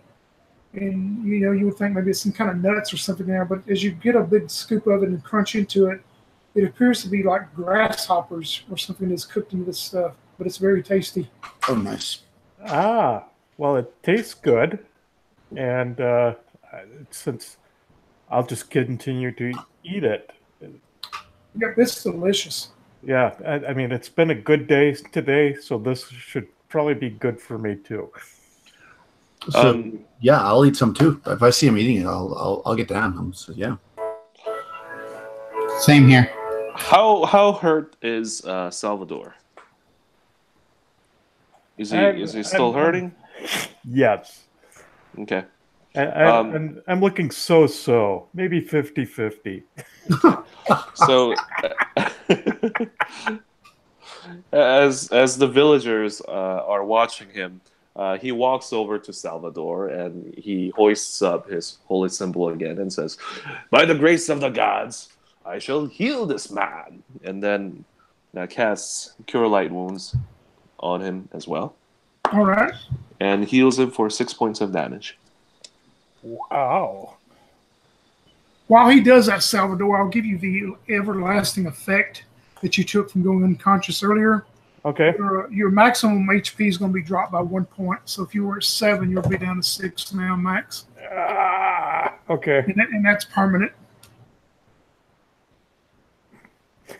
But that's all the lasting effect from the acid and stuff. Right. God's with me. The old man that was on the cart, you see him and he goes and gets one of these older, appears to be older than him, that is stooped over, and he comes walking on this wooden staff, and you see them talking to each other. And he looks at you, Sister Mary, the new one that's kind of bent and stooped over, and he goes, Vizzy, stay here. And you can kind of almost get out of, he's trying to stay, visitors, stay here. Yeah, I accept. If I think that's what he's saying, I say, I signal that I say, stay, stay. But is he pointing to a place, or is he just saying in general? He's just saying that in general. But when you give him confirmation of that, he looks back towards the old man that was on the cart, and they speak to each other and stuff. And you see the old man look towards you, and he goes, "Come." And you think he's trying to say, "Come." Yeah, I walk up there. Yeah, and they take you to a older thatched hut on the edge of the village, and he says, "Stay. And you can tell that he's offering for your party to stay there because you would know as the end of the day is getting close. It is pretty much going to be dark here pretty soon. Okay, yeah. I mean, I thank him, and I like bow and show like thankfulness, and then I go into the hut and hope that there's not a monster in there to kill me. No, the hut is one. Like I say, it's an older hut, and you would think whoever lived here is, maybe they passed away or something. Doesn't appear like anybody's been living here, but there's some wooden cots and a wooden table, crude made and stuff. But you can tell it'd definitely be a place for y'all to stay if you wanted to. Oh yeah, I'm down.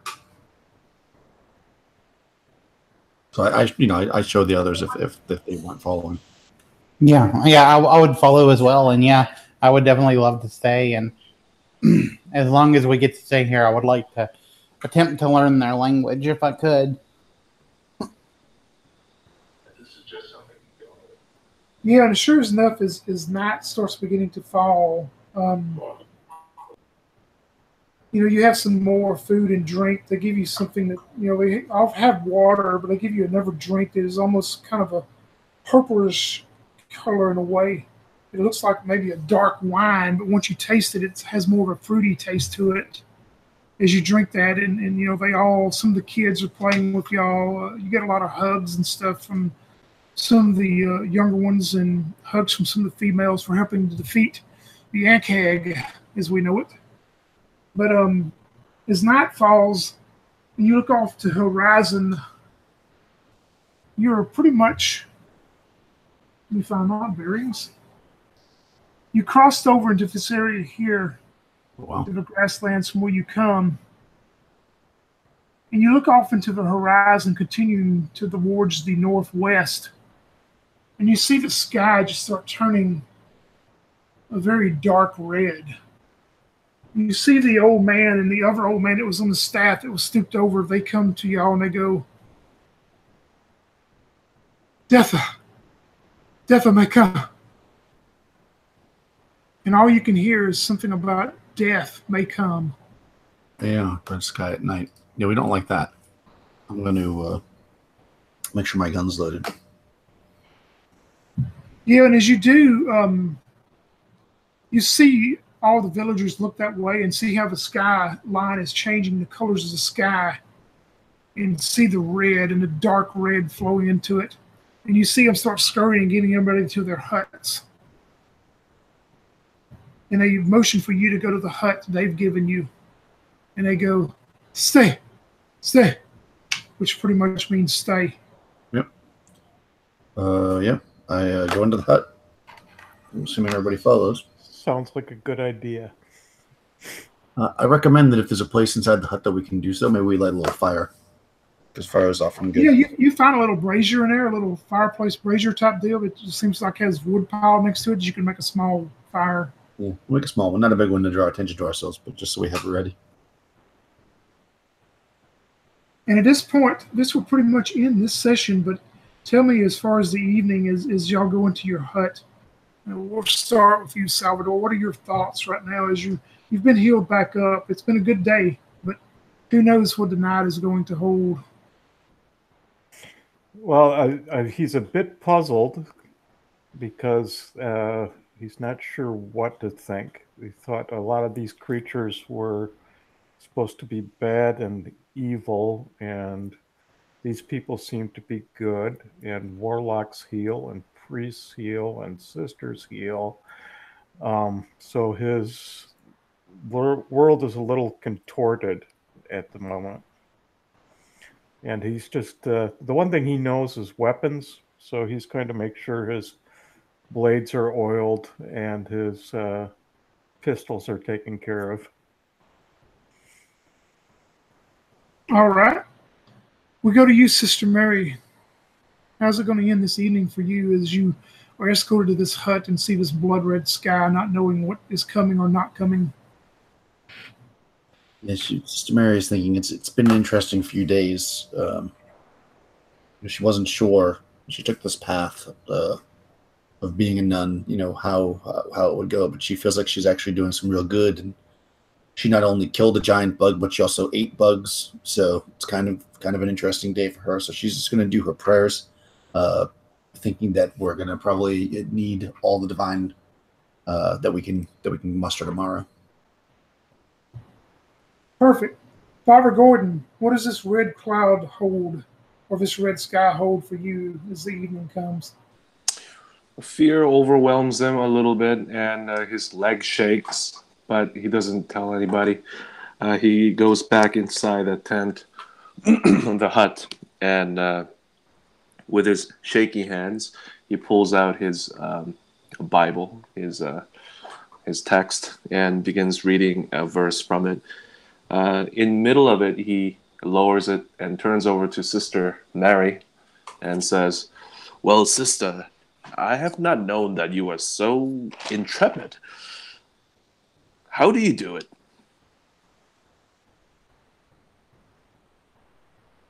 The Lord teaches us to be open to new things, for everything that he created has potential to be good. Well, I shall strive to be a little more intrepid as well. And he goes back to his prayers and readings. Leslie, tell us what you think at this point. Leslie is sort of right there with Salvador. Like, I mean, she would believe in God. I mean, if it's nothing more than, cultural thing, but she still would like sincerely believe, and, would be, go to church and stuff like that, as mandatory kind of by the church. But sort of like she, at the same time, she had that mentality of like, science was like separate sort of from like religion and, like magic and stuff like that. Like it was something different. But it's like now traveling out into the world, seeing these things you don't understand and, like these like herbs that seem to like sort of keep her from being able to be hit a little bit, like they kind of make her feel good and make her feel a little bit more nimble and stuff. It's like it's something she never thought she'd actually see in these giant insects, and these stories of these, warlocks that heal with magic. It's it's almost just more than she can take. Like part of her wants to believe that maybe there is rational explanation, that maybe there is just technology they can't understand, but then it's also like I mean it's so unexplainable. So she's sort of having that struggle as well of like what is reality, and trying to just reconstruct her worldview to fit all this new information. And she'll just sort of sit quietly in a corner by herself, I think, and just sort of have her journal out and be kind of making notes of everything she's experienced thus far and kind of like drawing out things that she's seen. And she's just going to hope that this red sky is just some kind of natural phenomena. But, but that's just her hopes at this point. All right, perfect.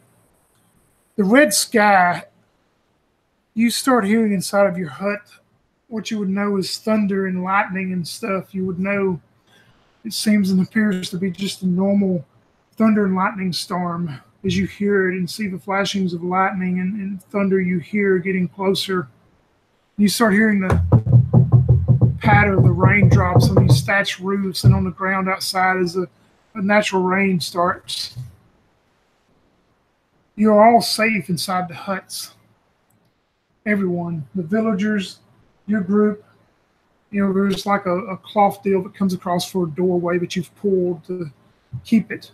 So no one at all sees on the top of the rise of one of the slopes away from the village continuing northwest. You hear, and you would think it's thunder if you were paying attention, but you look and you see some red eyes glowing. You see one set, two sets, three sets, four sets, is these what appear to be four large hounds, black, dark, cold black. The rain's hitting them and sizzling off of them as the rain hits them with these dark red eyes. And they all four open their mouths, and the smoke and the fire and the embers start coming out of the mouths of these four large dog hound looking creatures. The thunder picks up, the lightning strikes pick up, the rain gets heavier.